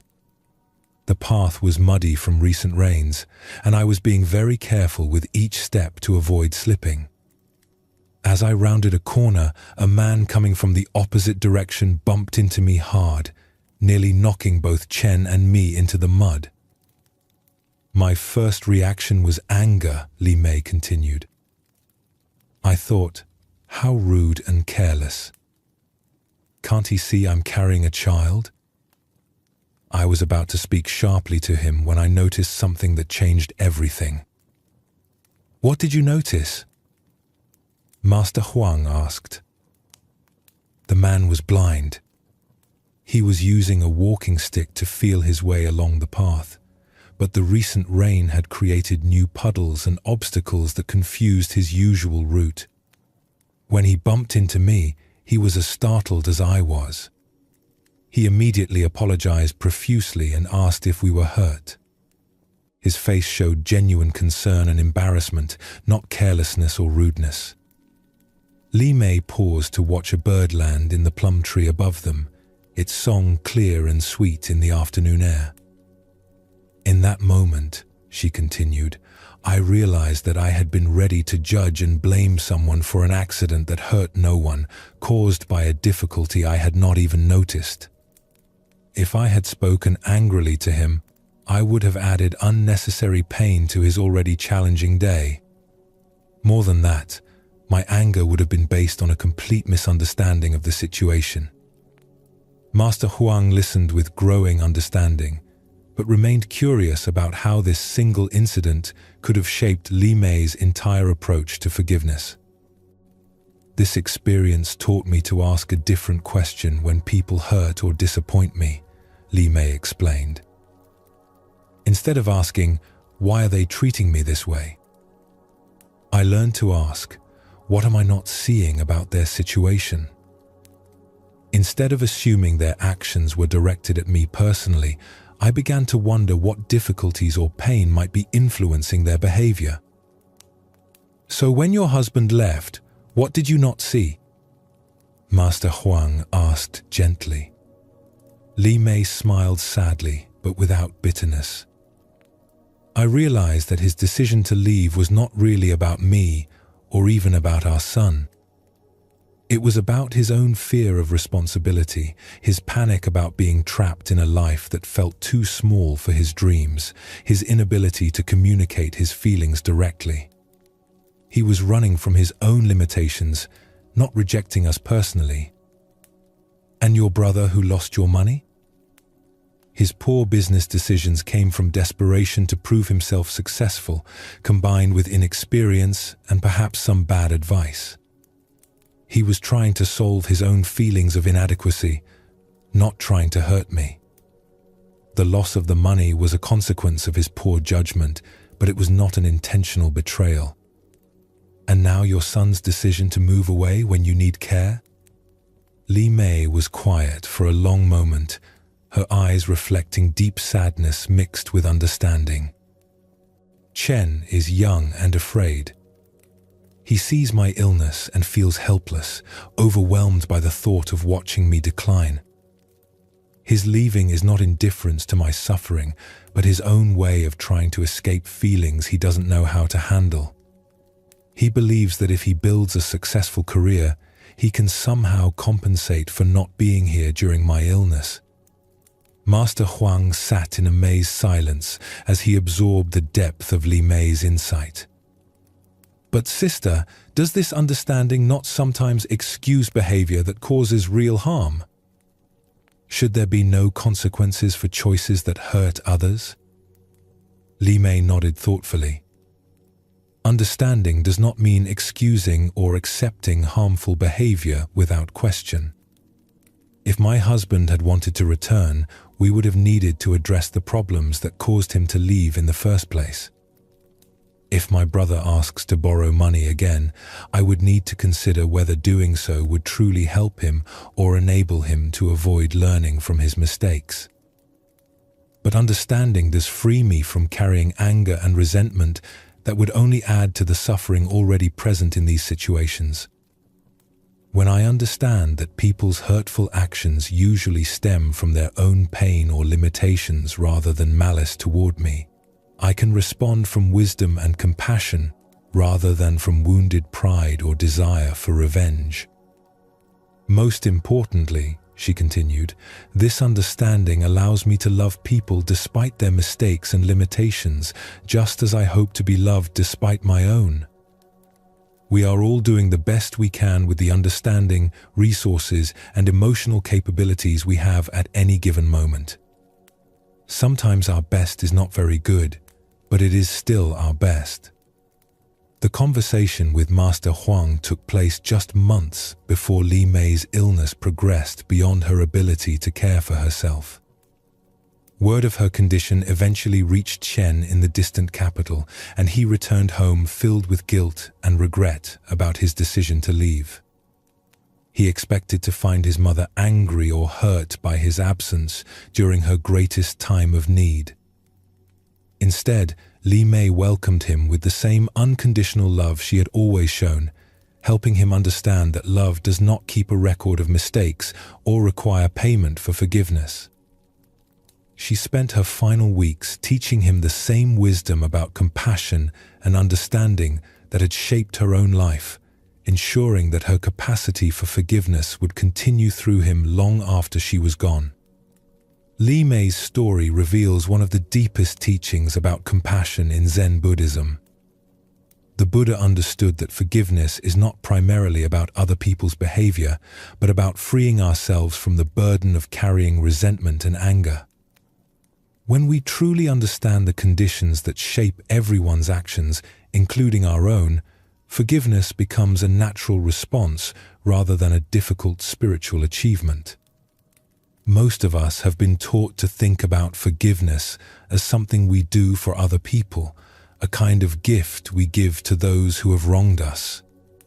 But Li Mei discovered that forgiveness is actually something we do for ourselves, a way of releasing the mental and emotional weight of holding grudges and nursing wounds. The key insight in her approach was recognizing that most harmful behavior stems from pain, fear, confusion, or limitation rather than malice. When someone hurts us, they are usually trying to meet their own legitimate needs or avoid their own suffering, but doing so in ways that don't work or that create additional problems. The Buddha taught that holding on to anger is like grasping a hot coal with the intention of throwing it at someone else. You are the one who gets burned. Li Mei had learned to set down the coal, not because the other person deserved her forgiveness, but because she deserved the peace that comes from not carrying hot coals around in her heart. The deep peace that these teachings offer comes not from eliminating difficult people from our lives, which is often impossible, but from learning to meet difficulty with understanding rather than reactive anger. In this understanding, we find that forgiveness is not a burden we must carry, but a freedom we can claim, releasing ourselves from the prison of resentment to discover the natural compassion that was always available beneath our wounded pride.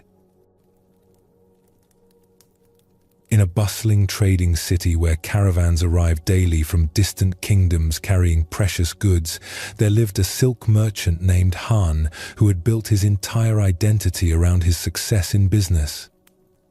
For 20 years, he had carefully cultivated relationships with the finest silk weavers, developed an eye for quality that was respected throughout the region, and accumulated wealth that allowed him to live comfortably and support his extended family. Han's shop was filled with bolts of silk in every imaginable color and texture. Customers came from neighboring cities specifically to see his collection, knowing that Han's silk was always of the highest quality and his prices were fair. He took deep pride in his reputation and worked tirelessly to maintain the standards that had made his business successful. But Han's prosperity had come with an unexpected burden. Over the years, his sense of worth had become completely tied to his business success.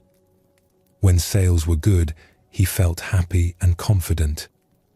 When business was slow, he became anxious and depressed. He would lie awake at night worrying about competition from other merchants, changes in trade routes that might affect his supply, or economic conditions that could reduce demand for luxury goods. His wife noticed that Han could no longer enjoy simple pleasures without connecting them to his business concerns. Even during family celebrations, part of his mind was always calculating profits, planning future purchases, or worrying about potential problems. His happiness had become completely dependent on external circumstances that he could not fully control. One autumn, Han made his largest investment ever, using most of his savings to purchase an enormous shipment of the finest silk from a master weaver known throughout the kingdom for his artistry. The silk was extraordinarily beautiful, woven with threads so fine they seemed to capture light itself. Han was confident that this investment would establish him as the premier silk merchant in the entire region. The shipment was traveling by caravan across the desert, a journey that typically took 3 weeks. Han spent those weeks in a state of excited anticipation, planning how he would display the silk, calculating the profits he would make, and imagining the admiration his customers would express when they saw such magnificent goods. But the caravan never arrived. Word came through desert travelers that the caravan had been caught in an unexpected sandstorm of unusual severity. While the people had survived by taking shelter, all the goods had been destroyed by the driving sand and fierce winds. Han's entire investment was lost completely. When Han received this news, he felt as if the ground beneath his feet had given way. Not only had he lost his life savings, but his reputation as a successful merchant was now in question. His shop looked sparse with so much of his inventory gone. Customers began going to other merchants who still had extensive stock. Suppliers became reluctant to extend credit to someone who had suffered such a massive loss. Within a matter of weeks, Han went from being one of the most successful merchants in the city to struggling to keep his business doors open. The comfortable life he had built over 20 years seemed to be crumbling around him. He fell into deep despair, unable to sleep or eat properly, consumed by anger at the unfairness of losing everything to a freak weather event completely beyond his control.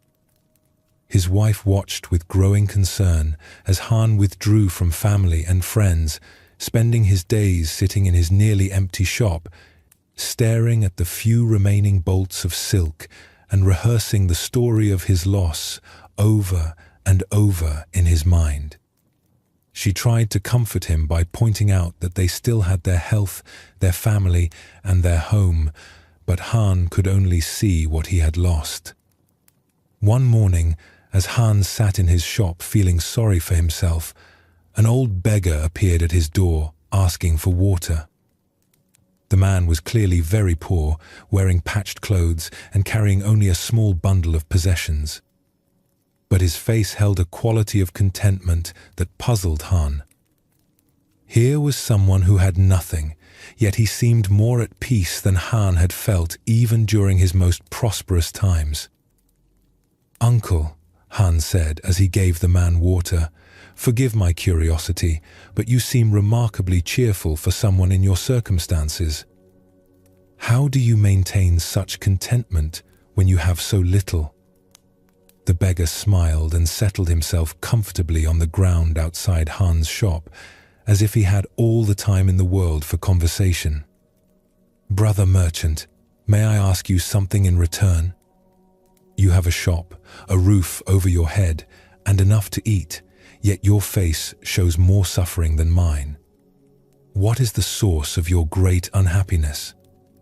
Han found himself pouring out the whole story of his lost shipment, his financial ruin, and his fears about the future. The beggar listened with complete attention, occasionally nodding with understanding. When Han finished his tale of woe, the old man was quiet for several moments, gazing thoughtfully at the few bolts of silk still displayed in the shop.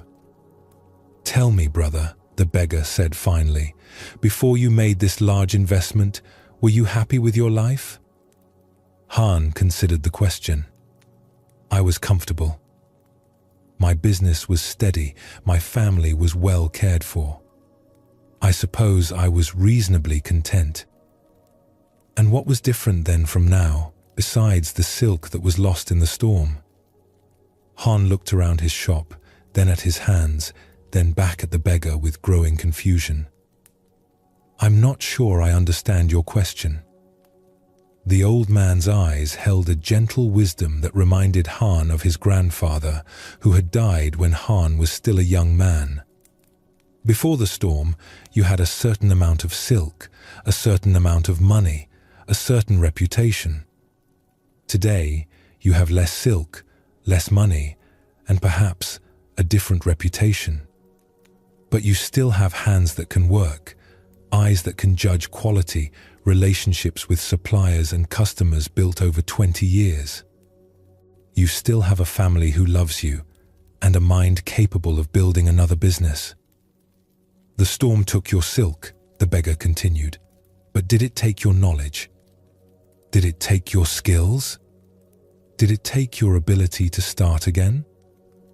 Han opened his mouth to protest that starting again was impossible at his age, with his debts, in his circumstances.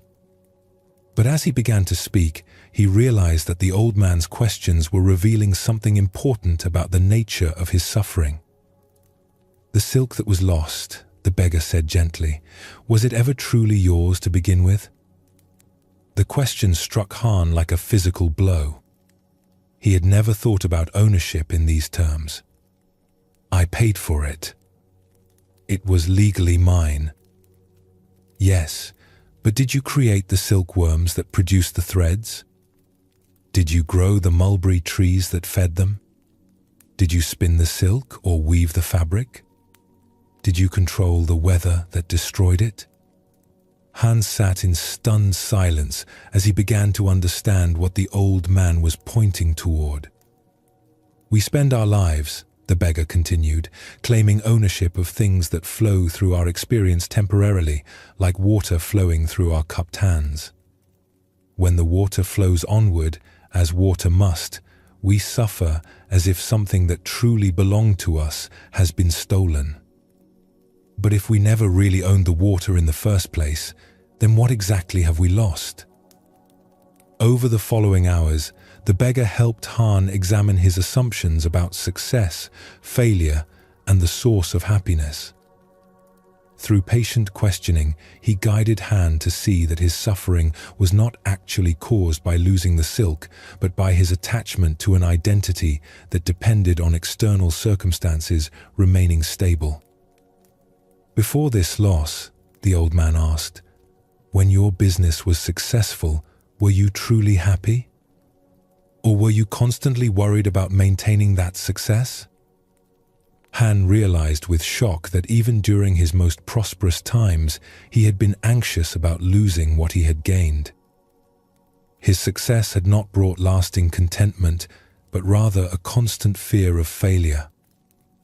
The loss of his silk had simply made visible the anxiety that had always been present beneath his apparent prosperity. Then perhaps, the beggar suggested, this storm has given you an unexpected gift. It has shown you that the happiness you were seeking through external success was never actually there. Now you have the opportunity to discover a different kind of contentment, one that doesn't depend on circumstances staying the same.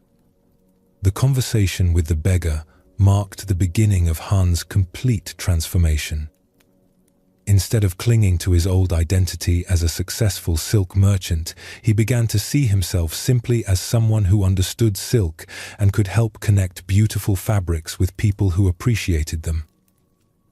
This shift in perspective changed everything about how he approached rebuilding his business. Instead of desperately trying to recover his former status, he started small and focused on serving his customers well without attachment to specific outcomes. Instead of worrying constantly about competition and market conditions, he did his work wholeheartedly and accepted whatever results arose naturally. Gradually, Han's business did recover, but his relationship to success was completely different. When sales were good, he was grateful but not proud. When business was slow, he was patient but not worried. He had learned to hold his work lightly, engaging fully without being attached to particular results. Most importantly, Han discovered a quality of inner peace that had nothing to do with external circumstances.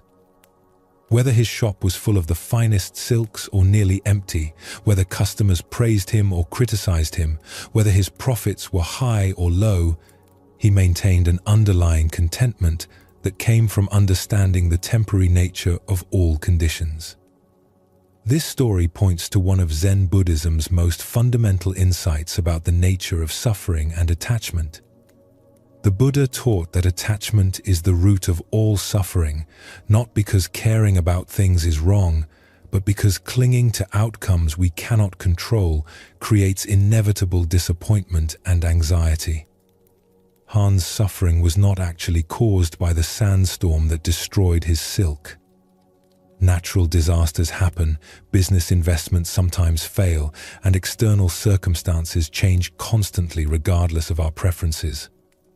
His real suffering came from having tied his sense of identity and worth to conditions that were inherently unstable and beyond his ultimate control.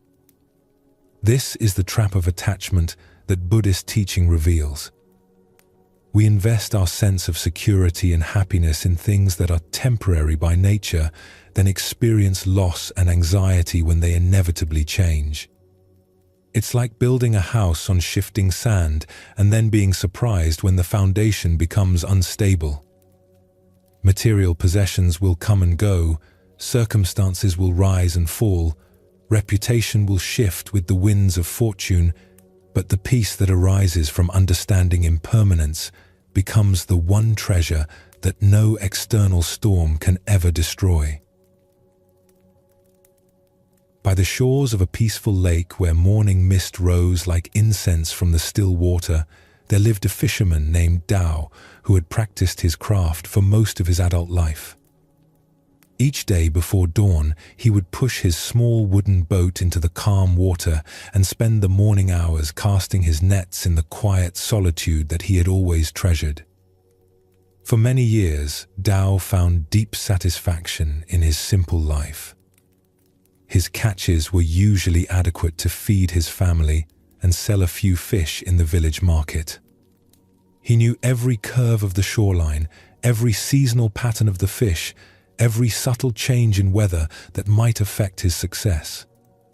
His wants were modest, and his life felt complete in its simplicity. Tao particularly enjoyed the peaceful rhythm of his mornings on the water. The gentle splash of his oars, the soft sound of his nets entering the lake, the sight of birds beginning their day among the reeds. Fishing was not just his livelihood but his meditation, a time of harmony with the natural world that brought him a deep sense of contentment. This peaceful existence changed dramatically when a new fisherman named Wei moved to the village and began fishing the same lake. Wei was younger than Tao, with innovative techniques and equipment that Tao had never seen before. He used different types of nets, fished in different areas of the lake, and seemed to have an almost magical ability to locate schools of fish. At first, Tao was merely curious about the newcomer's methods. But as weeks passed, it became impossible to ignore that Wei was consistently catching much larger amounts of fish than Tao had ever managed. Other villagers began commenting on Wei's remarkable success, praising his skill and modern approaches to fishing. Slowly, Tao's contentment began to erode. He found himself watching Wei's boat from a distance, trying to figure out his techniques. He started counting Wei's catch and comparing it to his own daily results. For the first time in his life, his own adequate catches began to feel insufficient and disappointing. The peaceful mornings that Tao had always treasured became sources of anxiety and self-doubt. Instead of enjoying the sunrise and the gentle movement of his boat on the water, he spent his fishing time worrying about whether he was using the right techniques, fishing in the right locations, or measuring up to the standards that Wei seemed to set effortlessly. Tao's wife noticed that her husband was becoming increasingly irritable and unhappy. He would return from fishing with a dark mood even on days when his catch was perfectly adequate by their previous standards. He complained constantly about Wei's unfair advantages and wondered aloud whether his own traditional methods were outdated and inferior. What made Tao's situation even more painful was that his actual circumstances had not changed at all. His catches were still adequate to meet his family's needs. His knowledge of the lake was still valuable and effective. His boats and nets were still functional. The only thing that had changed was his awareness of someone else's greater success, yet this knowledge had transformed his entire experience of his work and his life. The situation reached a crisis point one morning when Tao noticed that Wei was fishing in an area of the lake that Tao had always considered his special spot. This location had been Tao's favorite for years, a quiet cove where he often had his best luck and enjoyed the most beautiful views of the surrounding mountains. Tao felt a surge of anger and resentment that surprised him with its intensity. Not only was Wei catching more fish, but now he was encroaching on Tao's territory. All the peace and joy that Tao had once found in fishing seemed to have been stolen by this younger, more successful competitor. As Tao sat in his boat, seething with frustration and watching Wei cast his nets in the beloved cove, an old hermit who lived in a small hut near the lake shore called out to him from the bank. "Friend Tao," the hermit said, "you seem troubled this morning. The fish have not changed.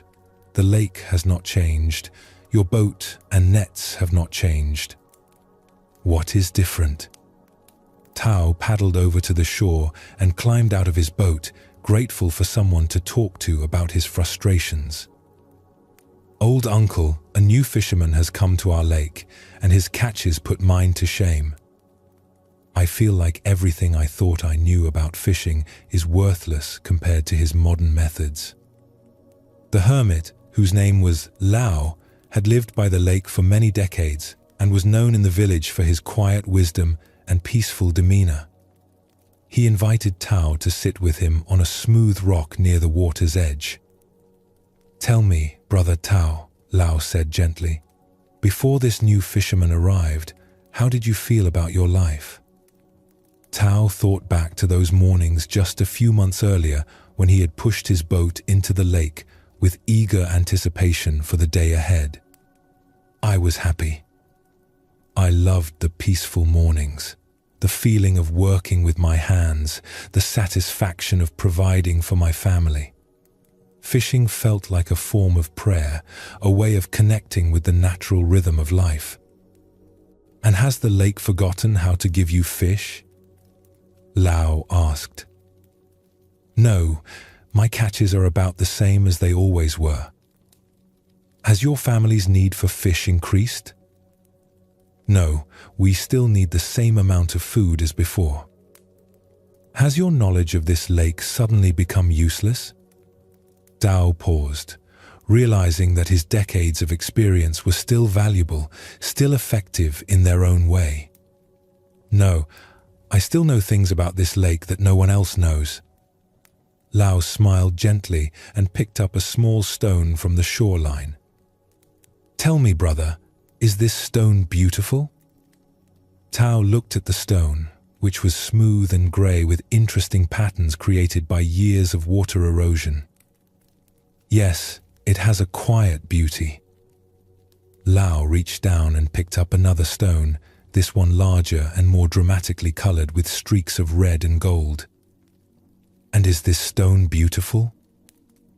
"Yes, that one is beautiful too, but in a different way." "Now," Lao said, holding both stones in his palms, "does the beauty of the second stone make the first stone ugly?" The question hung in the air between them like morning mist. Tao stared at the two stones and suddenly understood something profound about the nature of comparison and the source of his suffering. "No," he said quietly. "Each stone has its own beauty. The second stone doesn't take anything away from the first." "And does Wei's success as a fisherman take anything away from your own skills and knowledge?" Lao asked. Tao felt something shift deep in his understanding. "No, it doesn't. His success doesn't diminish what I know or what I can do. It doesn't change the fact that my methods work well for me and my family's needs." "Then where does your unhappiness come from?" the hermit asked with infinite patience. From comparison, Tao realized with growing clarity. From measuring my life against his instead of appreciating it for what it is. From thinking that his way of fishing somehow makes my way wrong or insufficient. Lao nodded with approval. "The mind that compares is like a person who looks at the moon and feels sad because it is not the Sunday. Both the moon and sun have their own light, their own beauty, their own purpose in the natural order. Neither needs to be like the other to be perfect exactly as it is." The conversation with the hermit marked a turning point in Tao's understanding of his situation. He realized that his suffering had nothing to do with Wei's fishing techniques or success, and everything to do with his own habit of measuring his worth against external standards rather than finding satisfaction in his own authentic relationship with his work. Over the following weeks, Tao practiced returning his attention to the aspects of fishing that had always brought him joy.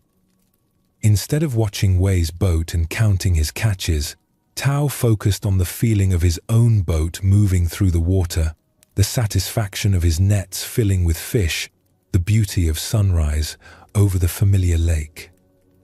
He discovered that when he stopped comparing his experience to Wei's, the peaceful contentment he had always found in fishing returned naturally. His catches remained adequate for his needs, his family remained well-fed, and his mornings on the lake became once again a source of meditation and connection with the natural world. Most remarkably, when Tao released his resentment and comparison, he found that he could actually appreciate Wei's skills without feeling diminished by them. He even began to enjoy occasional conversations with the younger fishermen, learning some new techniques while sharing his own deep knowledge of the lake's patterns and seasons. Tao's story reveals another crucial aspect of how we create unnecessary suffering through mental habits that seem natural but actually work against our well-being. The Buddha taught extensively about the painful trap of comparison and the way it destroys our ability to appreciate what we actually have. Before Wei arrived, Tao's fishing provided everything he needed: adequate income, peaceful solitude, satisfying work, and a sense of connection with nature. None of these genuine benefits disappeared when Wei began fishing the same lake.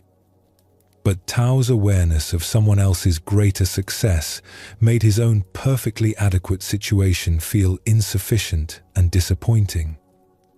The hermit's teaching about the two stones points to a fundamental truth about the nature of value and beauty. In the natural world, diversity is not competition, but harmony. Different flowers don't compete to be the most beautiful flower. Each expresses its own unique form of beauty. Different birds don't try to sing like other species. Each contributes its own voice to the chorus of the forest.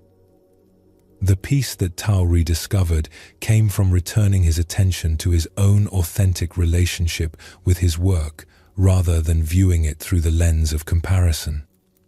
This is available to all of us when we remember that our worth is not determined by how we measure against others, but by how fully we engage with our own unique circumstances and opportunities. In Zen practice, this understanding is called just this: the ability to be completely present with our own experience without needing it to be different or better than someone else's experience.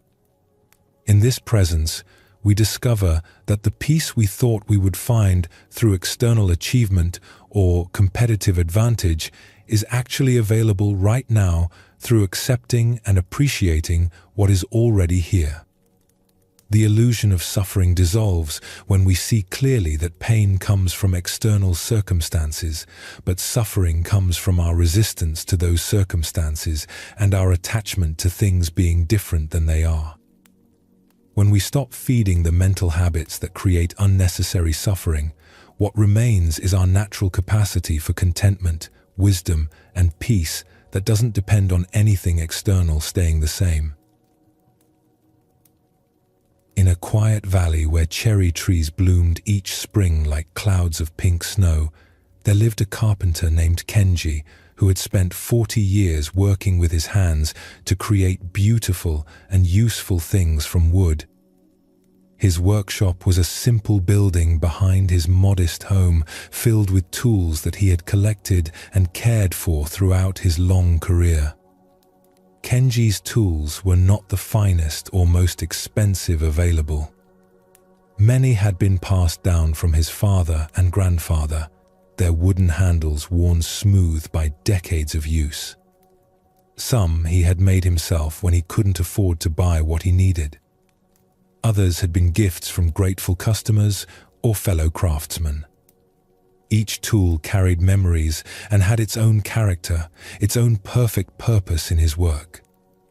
The carpenter took exceptional care of these tools. Each evening after finishing his work, he would clean each saw, plane, and chisel carefully before returning it to its designated place on the workshop walls. He would sharpen blades that had grown dull, oil hinges that had begun to squeak, and repair handles that showed signs of wear. This daily ritual of care was as important to him as the actual woodworking itself. Kenji's approach to his craft was simple and unhurried. He would select each piece of wood carefully, studying its grain and natural character before deciding how it wanted to be shaped. He worked slowly and mindfully, allowing the wood itself to guide many of his decisions about design and construction. His finished pieces were sturdy, elegant, and perfectly suited to their intended purposes. The furniture that emerged from Kenji's workshop had a quality that people immediately recognized but found difficult to describe. His tables and chairs were not ornate or decorated with expensive details, but they felt solid and comfortable in a way that invited people to linger and feel at home. His cabinets and shelves seemed to blend naturally into whatever room they occupied, as if they had always belonged there.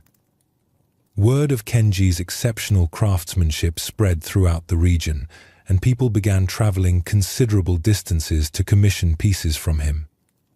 Wealthy merchants offered to pay premium prices for his work. Other carpenters asked him to teach them his techniques or to expand his workshop so he could produce more furniture to meet the growing demand. But these opportunities, which might have excited other craftsmen, left Kenji feeling strangely uncomfortable. The idea of hiring assistants, expanding his workshop, or working faster to meet increased demand seemed to go against everything that gave his work meaning and satisfaction. One day, a particularly persistent merchant named Yamamoto visited Kenji's workshop with an elaborate business proposal. He wanted to open a furniture store in the capital city and sell Kenji's work to wealthy customers who would pay extraordinary prices for handmade pieces. "Master Kenji," Yamamoto said enthusiastically as he examined the carpenter's latest completed table, "your talent is being wasted in this small village. I can introduce your work to customers who would pay 10 times what you charge here. You could become the most famous carpenter in the entire kingdom." Kenji listened politely while continuing to work on a simple stool he was making for a neighbor.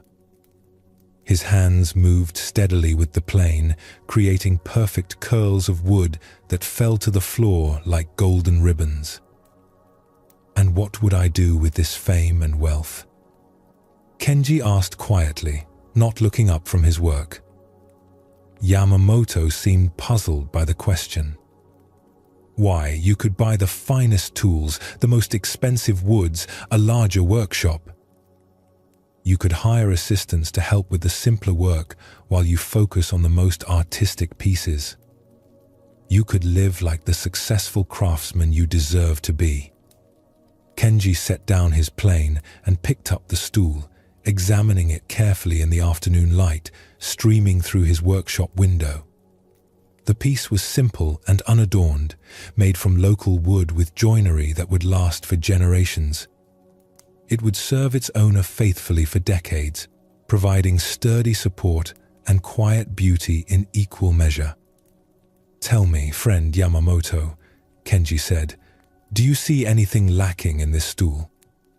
The merchant looked at the piece dismissively. "It's well made, I suppose, but it's so plain. With your skills, you could create something much more impressive with elaborate carvings and expensive inlays. Something worthy of a palace." Kenji nodded thoughtfully and walked to a corner of his workshop where his father's old workbench stood. He ran his hand along its surface, worn smooth by decades of use. "My father made this bench with the same tools I use today. It has served me faithfully for 20 years since his death. Do you think it lacks something because it was not made for a palace?" Yamamoto looked uncomfortable, sensing that the conversation was moving in a direction he hadn't expected. "I suppose it serves its purpose, but surely you want more from your life than making simple furniture for village people who can barely afford to pay what your work is worth." Kenji smiled gently and returned to his stool, picking up a piece of fine sandpaper to smooth the wood's surface. "Every morning when I wake up, I look forward to coming to this workshop. I enjoy the feeling of my tools in my hands, the smell of the wood, the satisfaction of creating something useful and beautiful. When I finish a piece, I feel the deep contentment that comes from work done with complete attention and care. In the evening, I return to my family with energy left for conversation and play with my children. I have time to tend my small garden, to sit quietly and watch the seasons change, to help neighbors with small repairs when they need assistance. My needs are simple and easily met by the income from my work. Kenji paused in his sanding to look directly at the merchant. If I expanded my workshop and hired assistants, I would spend my days managing other people's work instead of doing my own. If I focused on making elaborate pieces for wealthy customers, I would lose touch with the simple beauty that makes my work satisfying. If I became famous and successful, I would have no time left for the things that make life meaningful. What you call success, Kenji continued, looks to me like a way of trading the contentment I already have for the hope of contentment I might achieve in the future. Why would I make such a trade when I am already happy with my life as it is? Yamamoto left the workshop that day without convincing Kenji to accept his business proposal, but the carpenter's words stayed with him long after he returned to the city. He had never encountered someone who seemed so satisfied with a simple life, so resistant to opportunities for advancement and wealth. Kenji continued working in his small workshop, creating beautiful furniture for his neighbors and finding deep satisfaction in the rhythm of his craft. His tools remained simple but perfectly maintained. His designs stayed elegant in their simplicity. His contentment grew deeper with each passing year as he learned to appreciate more fully the gifts he already possessed. The wisdom Kenji embodied reflects one of Zen Buddhism's core teachings about the relationship between simplicity and happiness. The Buddha understood that genuine contentment comes not from acquiring more things, but from fully appreciating what we already have. When our desires are simple and our needs are modest, satisfaction becomes easily achievable and lasting. Most people assume that happiness increases with the accumulation of possessions, achievements, and experiences. But Kenji's story reveals a different truth, that beyond meeting our basic needs, additional complexity often decreases rather than increases our satisfaction with life. More tools would have required more maintenance time. A larger workshop would have created more distractions from the actual woodworking. Fame and wealth would have brought pressures and responsibilities that interfered with the simple joy he found in his craft. This teaching doesn't advocate for poverty or suggest that ambition is always wrong, but it points toward examining our motivations carefully. Are we seeking more because we genuinely need it, or because we've been conditioned to believe that having more automatically leads to being happier?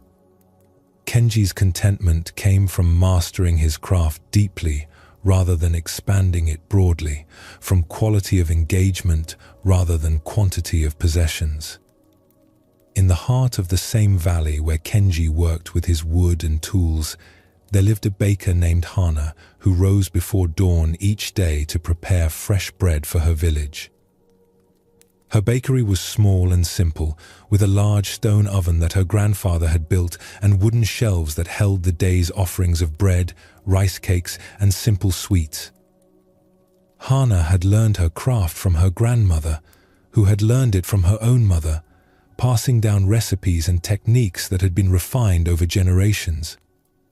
The bread that emerged from Hana's oven was not fancy or elaborate, but it had a quality that made people feel nourished in both body and spirit.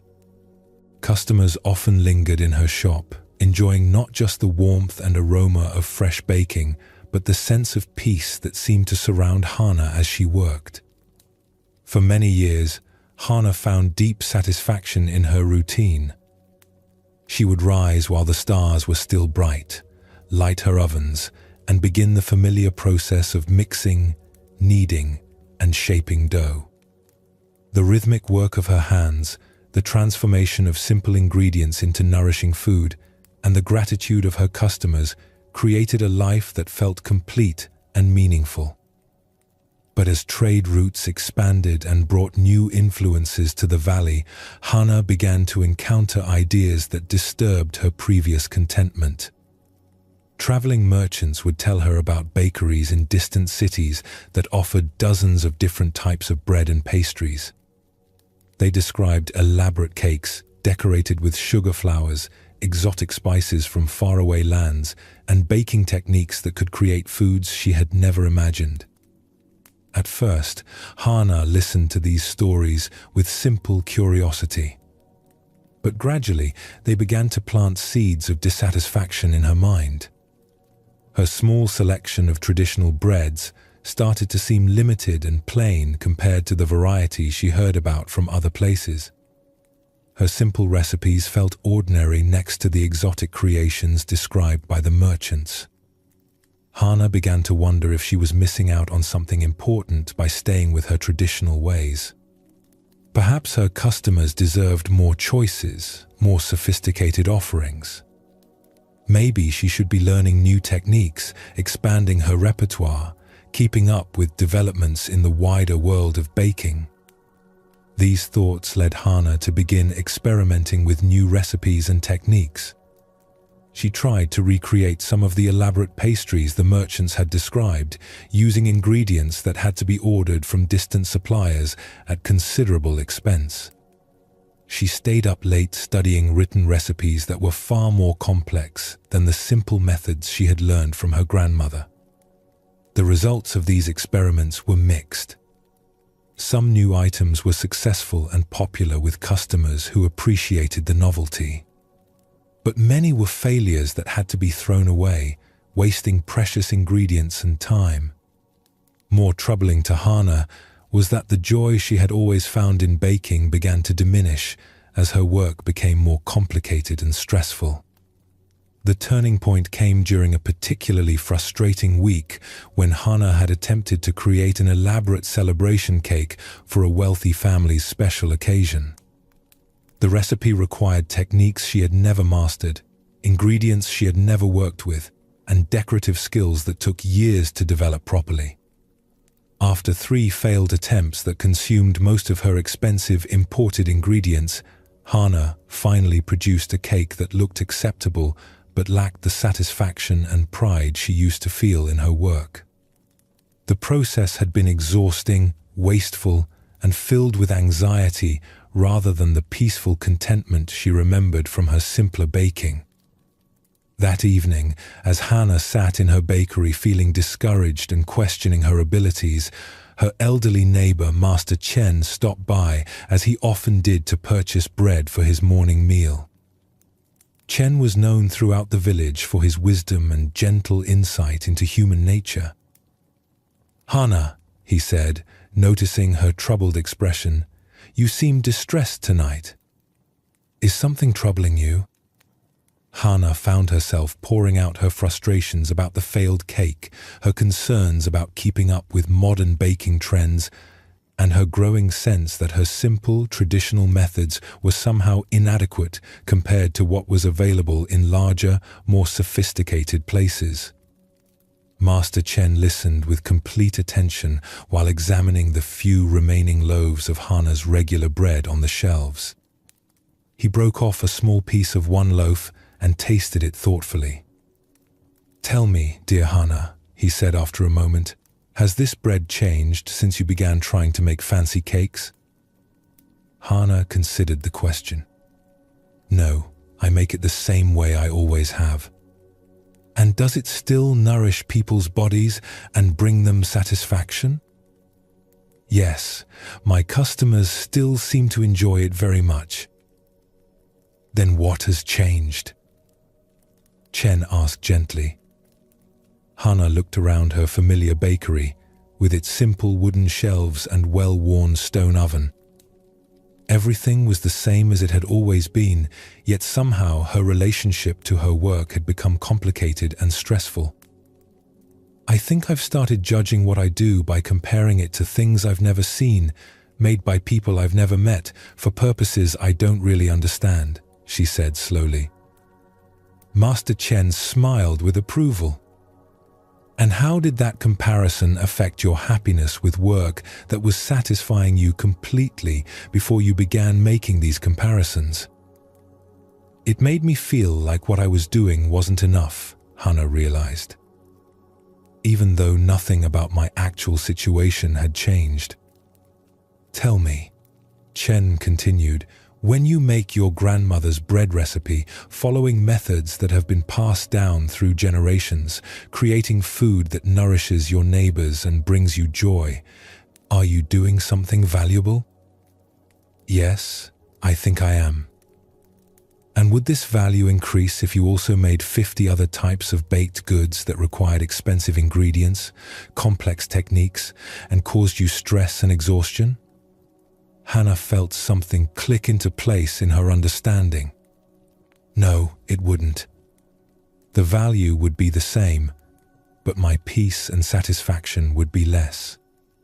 From that conversation forward, Hannah returned to focusing primarily on the simple breads and traditional sweets that had always brought her joy.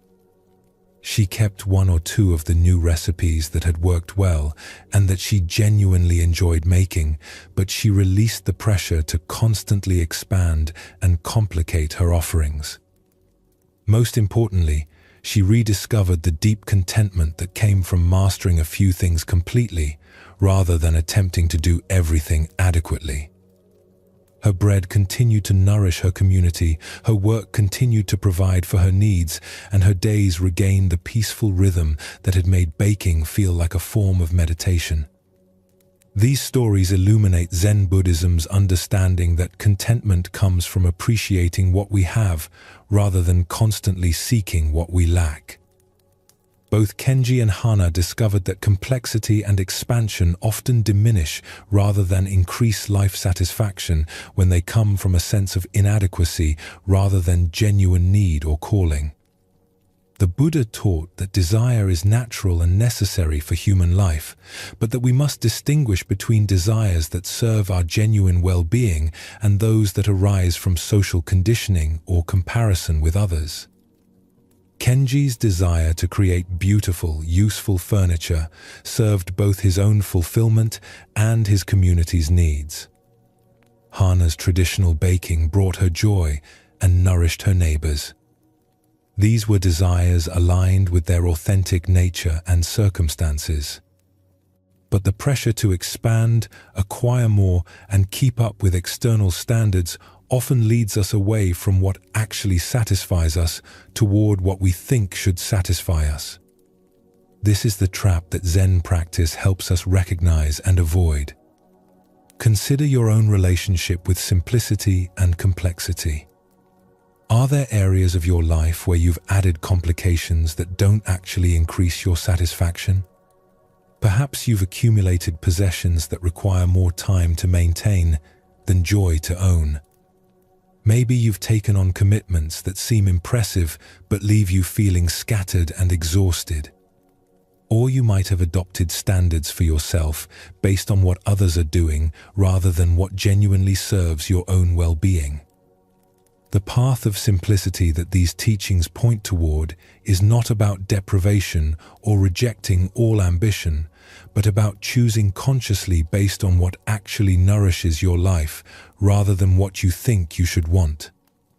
When we align our choices with our authentic values and needs, we often discover that less can indeed be more, and that contentment comes not from having everything we might want, but from deeply appreciating what we choose to have. This wisdom offers profound relief in a culture that constantly encourages more consuming, more achieving, more complexity. The deep peace of Zen Buddhism includes the understanding that satisfaction is available right now through fully engaging with our present circumstances rather than constantly reaching for something different or additional. Both Kenji and Hana found that their simple lives contained everything necessary for happiness: meaningful work, adequate resources, genuine relationships, and the time and energy to appreciate these gifts fully. This same contentment is available to anyone willing to examine their true needs honestly and choose simplicity over complication when complexity serves no authentic purpose. In a mountain village where terraced fields climbed the steep hillsides like green staircases, there lived an engineer named Rio who had been commissioned by the regional governor to build a bridge across the deep gorge that separated the village from the main trading routes. This bridge was essential for the community's survival, as it would allow merchants to bring goods directly to the village and farmers to transport their harvests to larger markets. Rio was known throughout the region for his technical skills and innovative designs. He had built numerous bridges, roads, and irrigation systems that were both functional and beautiful. The governor had specifically chosen him for this challenging project because of his reputation for solving difficult engineering problems with creative solutions. The gorge that needed to be spanned was particularly challenging. It was nearly 200 feet wide and over 100 feet deep, with steep rocky walls that made construction extremely difficult. The seasonal river at the bottom would swell to dangerous levels during the spring melts, requiring the bridge to be built high enough to avoid flood damage. Rio spent several weeks studying the site, measuring distances, testing soil conditions, and designing a bridge that would be both safe and economical. His plans called for an elegant stone arch supported by carefully engineered abutments on each side of the gorge. The design was technically sound and would create a structure that could last for centuries. Construction began in early spring with a crew of skilled stonemasons and laborers from surrounding villages. The work was difficult and dangerous, requiring workers to be lowered into the gorge on ropes to build the supporting foundations. Progress was slow but steady, and Rio felt confident that the bridge would be completed before the autumn trading season. But 3 months into the construction, a serious problem arose. One of the workers, a young man named Kato, who was the primary support for his elderly parents and younger siblings, fell from the scaffolding and was seriously injured. The accident was no one's fault, simply one of the risks inherent in such dangerous work, but it left Kato unable to work for many months and his family without income. According to the construction contract that Rio had signed with the governor, injured workers would receive basic medical care, but there was no provision for ongoing support of their families during recovery periods. This was standard practice for such projects, and Rio had never questioned it before. His responsibility was to build the bridge safely, efficiently, and within budget, not to provide social services for the workers. But as Rio watched Kato's family struggle with their sudden financial hardship, he felt increasingly uncomfortable with simply following the contract terms. Kato had been a reliable, careful worker who had been injured while contributing to a project that would benefit the entire community. It seemed wrong that he and his family should suffer while Rio continued to receive his substantial engineering fees. The other workers were also affected by their colleagues' situation. They continued to work, but Rio noticed that their enthusiasm had diminished and their attention seemed divided between their tasks and their concern for Kato's family. The accident had created an atmosphere of anxiety that affected everyone's performance and morale. Rio found himself facing a dilemma he had never encountered before. His engineering training had taught him to solve technical problems with logical analysis and systematic approaches. But this was a human problem that couldn't be solved with calculations or construction techniques. The contract clearly defined his legal obligations, but following it strictly seemed to ignore his moral obligations to the people whose work was making his project possible. After struggling with this situation for several days, Rio decided to seek advice from Master Tanaka, an elderly monk who lived in a small temple near the construction site. Tanaka was known for his practical wisdom and his ability to help people navigate difficult, ethical situations. Ryo found the old monk tending a small garden behind his temple, carefully watering vegetables that would provide food for his simple meals. Tanaka invited the engineer to sit with him in the shade of a large pine tree and listened carefully as Ryo explained his dilemma. "Master," Ryo concluded, "I understand my legal obligations clearly, but I'm uncertain about my moral responsibilities. Should I focus on completing the bridge according to contract terms, or should I find ways to help Kato's family even though it's not technically required?" Tanaka was quiet for a long moment, watching water slowly soak into the dark soil around his vegetable plants. "Tell me, friend Ryo," he said finally, "when you designed this bridge, did you consider only the immediate task of spanning the gorge, or did you think about how it would serve the community for many years to come?" "I designed it to last for generations," Ryo replied. "I wanted to create something that would continue serving people long after I'm gone." "And when you chose materials for the bridge, did you select them based only on the minimum requirements to meet contract specifications? Or did you choose materials that would ensure the bridge's long-term strength and reliability?" "I chose the best materials I could afford within the budget, thinking about durability and safety over many decades of use." Tanaka nodded approvingly. "So even in technical matters, you consider consequences beyond the immediate requirements. You think about the broader impact of your work and the long-term well-being of the people who will depend on what you create." Ryo began to see where the monk's questions were leading. "Yes, that's always been my approach to engineering." "Then why would you approach the human aspects of your work any differently?" Tanaka asked gently. "If you build a bridge that will last for generations, but create it in a way that damages the community's trust, causes unnecessary suffering, or ignores the well-being of the people who helped build it, have you really created something beneficial for the long term?" The old monk gestured toward his garden, where different plants grew together in carefully planned arrangements. "When I plant vegetables, I don't think only about this season's harvest. I consider how each plant affects the soil, how they work together to create a healthy growing environment, how my choices today will influence next year's garden. The immediate harvest is important, but it's part of a larger pattern of care and responsibility." "Your bridge project is similar," Tanaka continued. "The technical construction is important, but it exists within a web of human relationships and community needs. When you care for that web, you strengthen not just the current project, but the foundation for future cooperation and trust."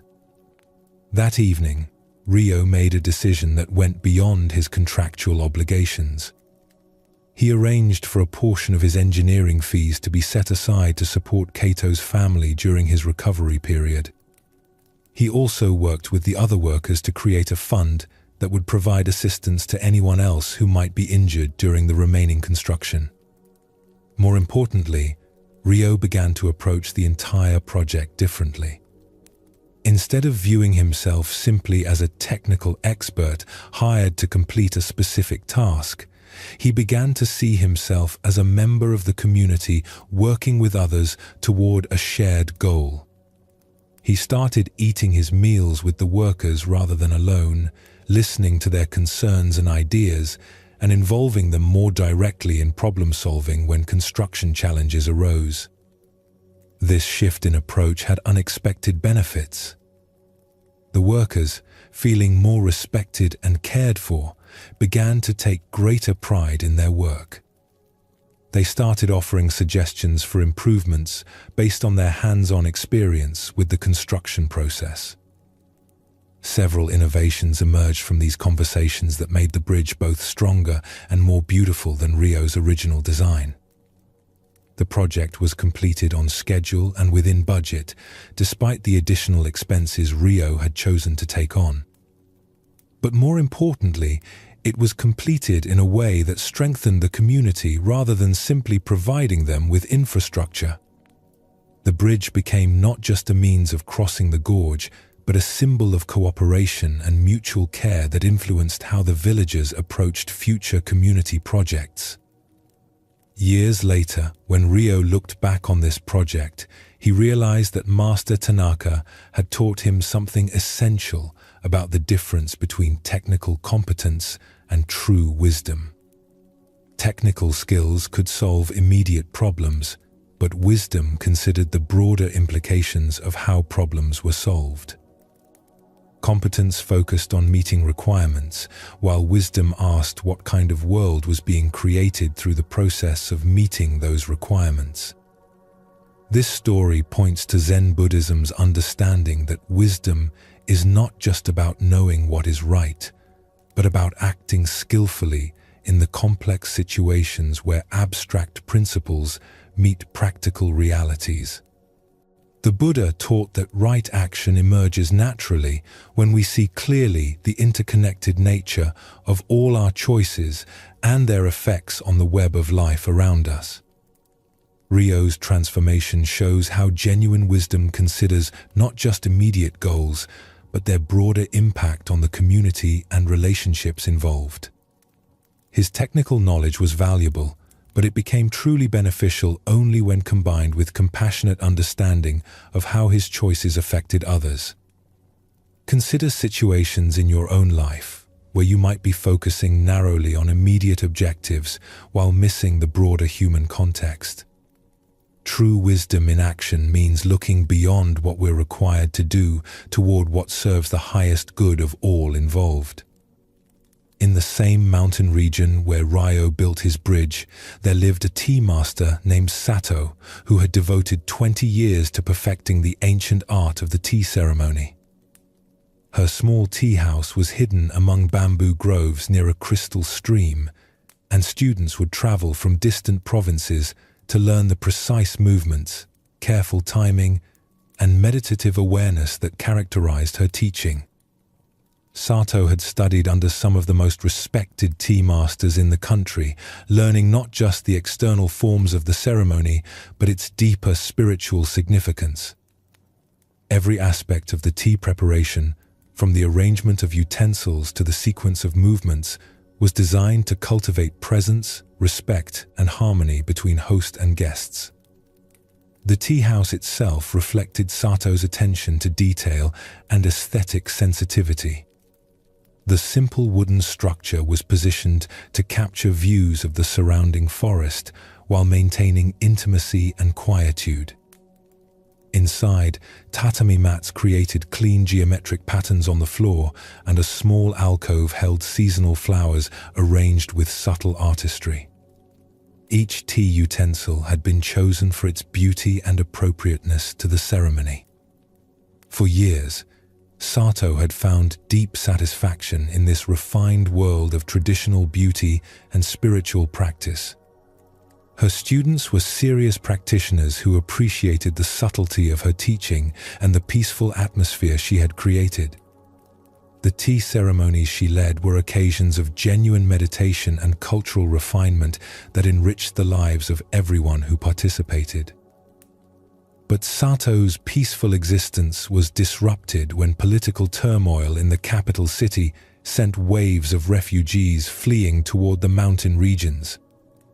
Families arrived daily in the nearby villages, carrying only what they could bear on their backs, seeking shelter and assistance from local communities that were already struggling to support their own populations. The refugees were not the refined, educated people who typically sought instruction in tea ceremony. They were farmers, laborers, and small merchants whose immediate concerns were finding food and shelter rather than pursuing cultural and spiritual refinement. Most had never seen a formal tea ceremony and would have little understanding of its significance or beauty. Local officials asked all residents to contribute what they could to help address the refugee crisis. Some offered food, others provided temporary housing, and still others contributed money or labor to help construct shelters.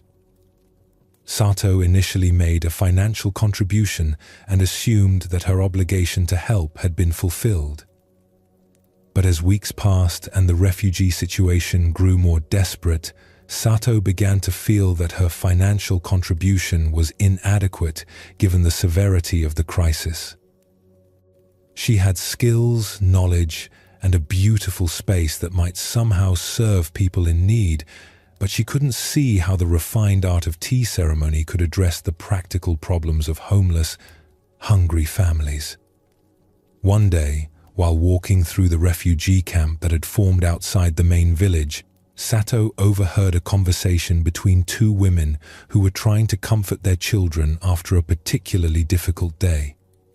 The women were exhausted and discouraged, speaking quietly about their fears for the future and their sadness at having lost their homes and normal lives. "I would give anything," one of the women said, "just to sit quietly for a few minutes in a beautiful place and remember what peace feels like.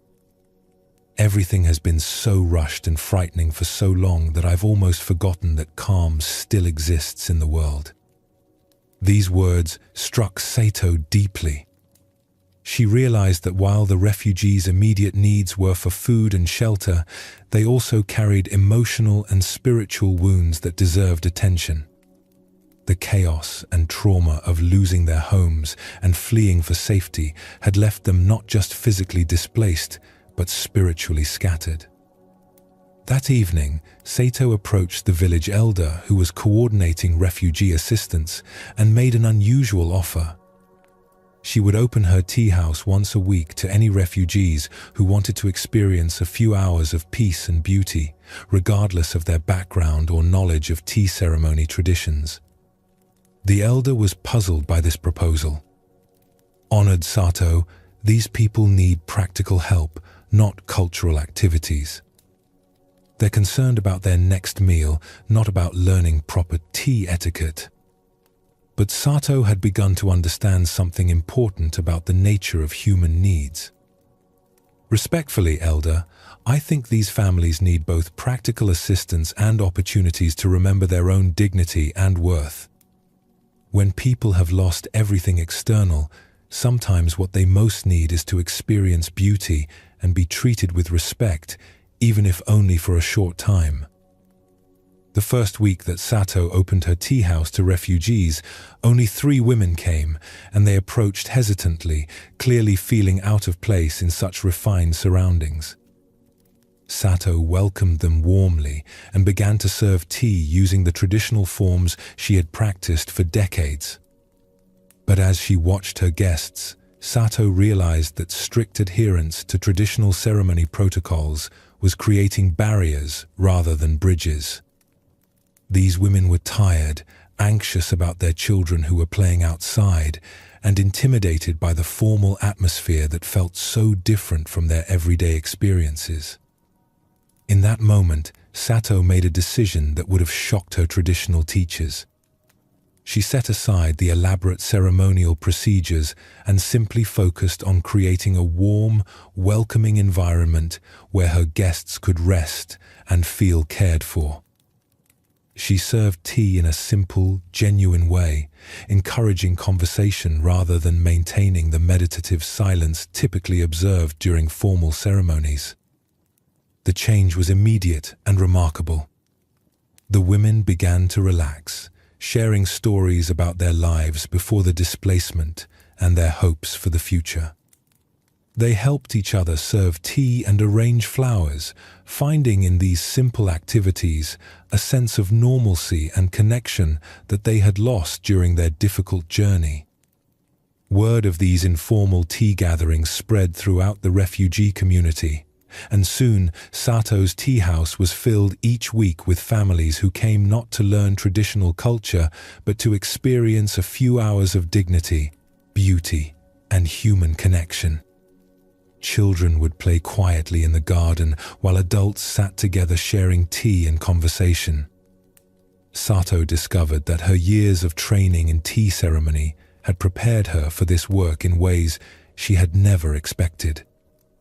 The attention to detail, the focus on creating harmony, the ability to serve others with grace and presence, all of these skills transferred perfectly to her new role as a provider of comfort and community for displaced people.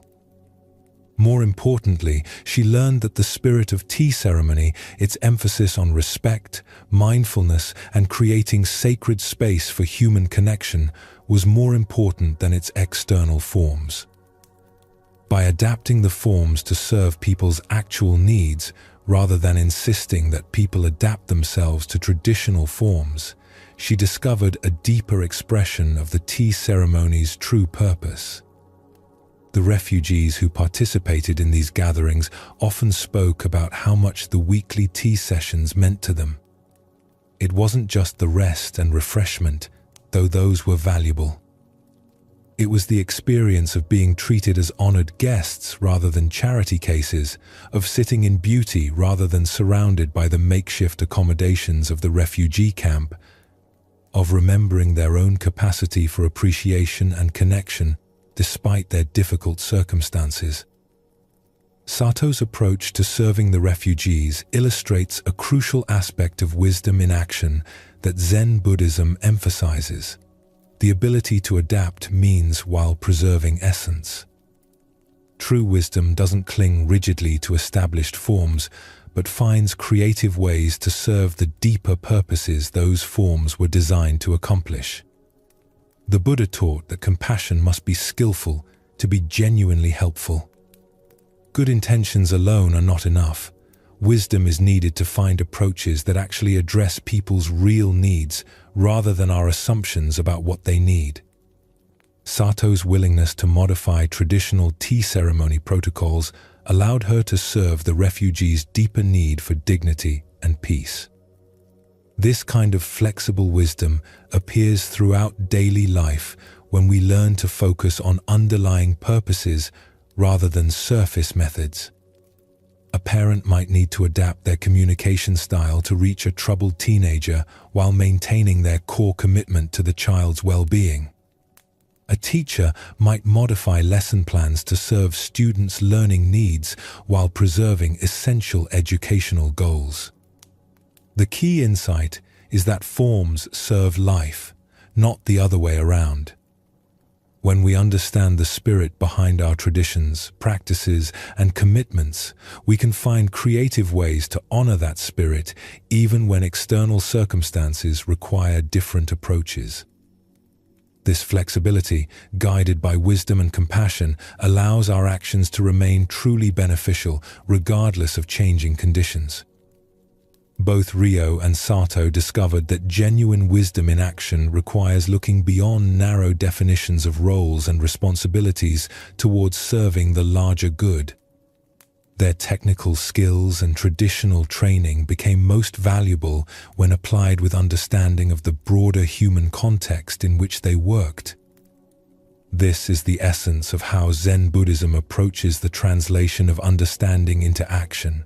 Not through rigid rules or prescribed behaviors, but through cultivating the wisdom to respond appropriately to each unique situation. When our actions emerge from this kind of flexible wisdom, they naturally serve both our own well-being and the good of others, creating the harmony and peace that these teachings ultimately point toward. In a valley where cherry blossoms fell like snow each spring, there lived an old mirror maker named Akira, who had spent 40 years perfecting his craft. His workshop was filled with mirrors of every size and shape, each polished to flawless clarity and mounted in frames of carved wood and precious metals. People came from distant provinces to purchase Akira's mirrors, knowing that they reflected images with perfect accuracy and stunning beauty. But despite a lifetime of creating mirrors that revealed truth without distortion, Akira had never looked deeply into any of them himself. His focus had always been on the technical aspects of his craft, the precise grinding of glass, the perfect application of silver backing, the careful polishing that eliminated every flaw and imperfection. He had become a master of creating perfect reflection while avoiding the experience of reflection itself. This avoidance was not accidental. As a young man, Akira had developed a deep discomfort with his own appearance and gradually extended this discomfort into a general reluctance to examine himself too closely. He preferred to focus on external tasks, measurable skills, and the creation of beautiful objects rather than confronting whatever he might discover through honest self-reflection. As Akira aged and his hair grew grey, his avoidance of mirrors became almost comical. He would work on mirrors while looking only at their edges, never allowing his gaze to meet his own reflection. When customers came to examine his work, he would step aside so they could look without his image interfering with their view. In his own home, he kept only small, clouded mirrors that revealed little detail. One spring morning, as Akira worked on his finest creation yet, a large mirror intended for the local temple's meditation hall, a young monk arrived to inspect the commissioned piece. The monk, whose name was Jishin, had a quality of serene presence that immediately filled the workshop with calm energy. "Master Akira," Jishin said, examining the mirror with obvious appreciation, "this is extraordinary work. The reflection is so clear it seems more real than reality itself." Akira felt a flush of pride but kept his eyes focused on his tools rather than looking at the mirror. "Thank you, honored monk. I have tried to eliminate every distortion so that anyone who looks will see pure truth." Jishin moved closer to the mirror and gazed into it with the same careful attention he might give to studying a sacred text. "It is remarkable how perfectly it shows what is. Nothing is hidden, nothing is added, nothing is taken away. Pure seeing." "Yes," Akira agreed, still avoiding looking at the mirror himself. "That has always been my goal, perfect reflection without any interference from the mirror itself." The young monk turned away from the mirror to look directly at Akira. "Master, may I ask you something? In all your years of creating perfect mirrors, have you ever looked deeply into one yourself?" The question hit Akira like a physical blow. He felt his face redden with embarrassment and his hands begin to tremble slightly. "I focus on the technical aspects of the work. There is no need for me to examine the mirrors once they are completed." Jishin's expression held no judgment, only gentle curiosity. "But surely the person who creates instruments for seeing must understand what seeing actually is. How can you make mirrors for others to discover truth if you have not used them to discover truth yourself?" Akira set down his polishing cloth and sat heavily on his work stool. For 40 years, this obvious contradiction had lived at the heart of his work, but no one had ever pointed it out so directly. "Honored monk, I confess that I have avoided looking at myself in mirrors. As a young man, I was uncomfortable with my appearance, and over time this became a habit of avoiding all forms of self-examination. I create instruments for others to see clearly, but I myself remain blind to what they reveal." Jishin nodded with understanding. "This is not uncommon, Master. Many people spend their lives helping others find what they themselves refuse to seek. But perhaps today offers an opportunity to complete your own education in the art you have mastered." The monk gestured toward the beautiful mirror that stood between them. "Would you be willing to look into this mirror with me?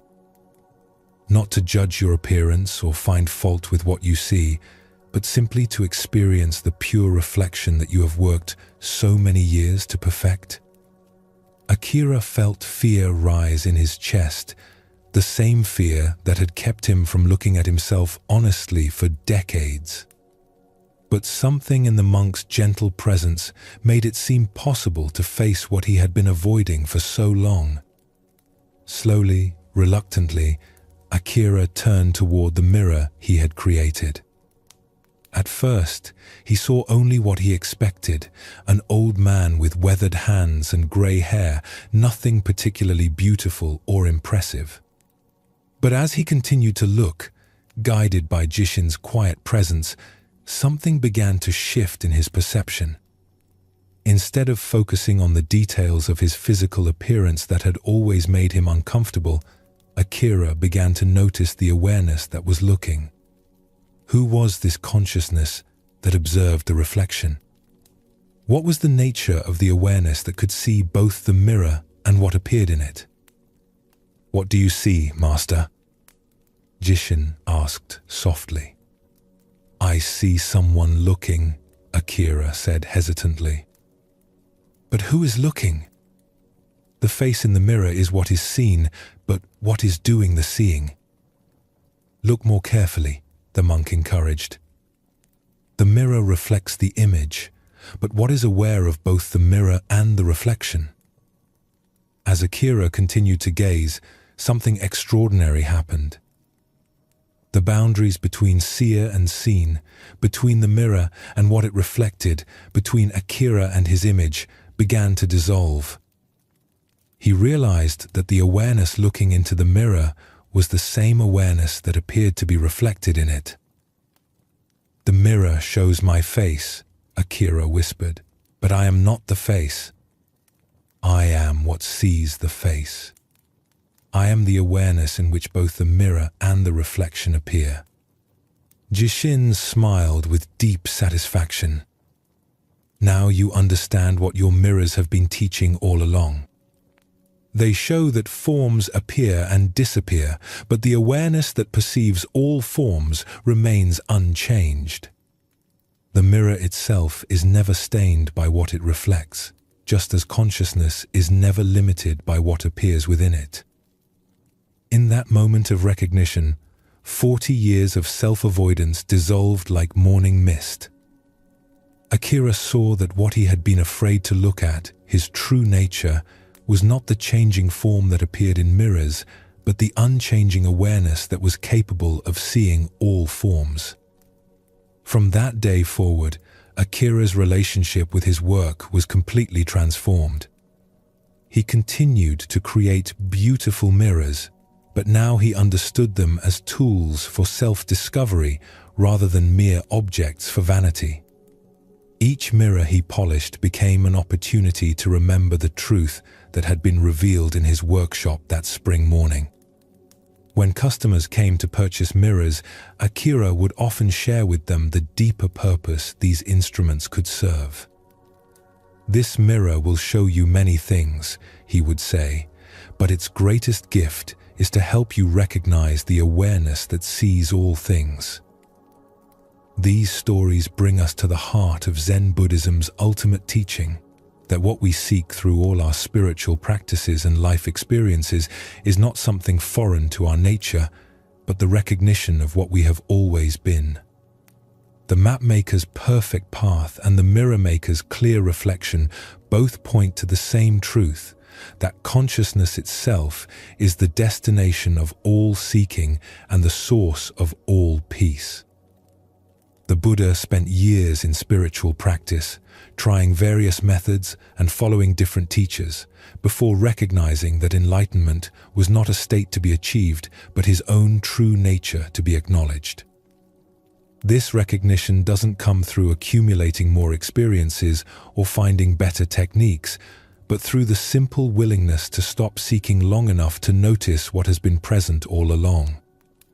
Both Daisuke and Akira had to exhaust their patterns of avoidance before they could receive the teaching that was always available. Sometimes our resistance to truth serves an important purpose, ensuring that we're ready to receive insights that might overwhelm us if they came too early in our development. The old woman who guided Daisuke and the monk who helped Akira represent the wisdom that appears when we're prepared to stop running from ourselves. This wisdom often comes through unexpected encounters with ordinary people who see clearly and speak simply about what they see. Consider your own relationship with seeking and finding. What are you still looking for in your life? What mirror have you been avoiding? What path do you keep walking in hopes of arriving somewhere other than where you are?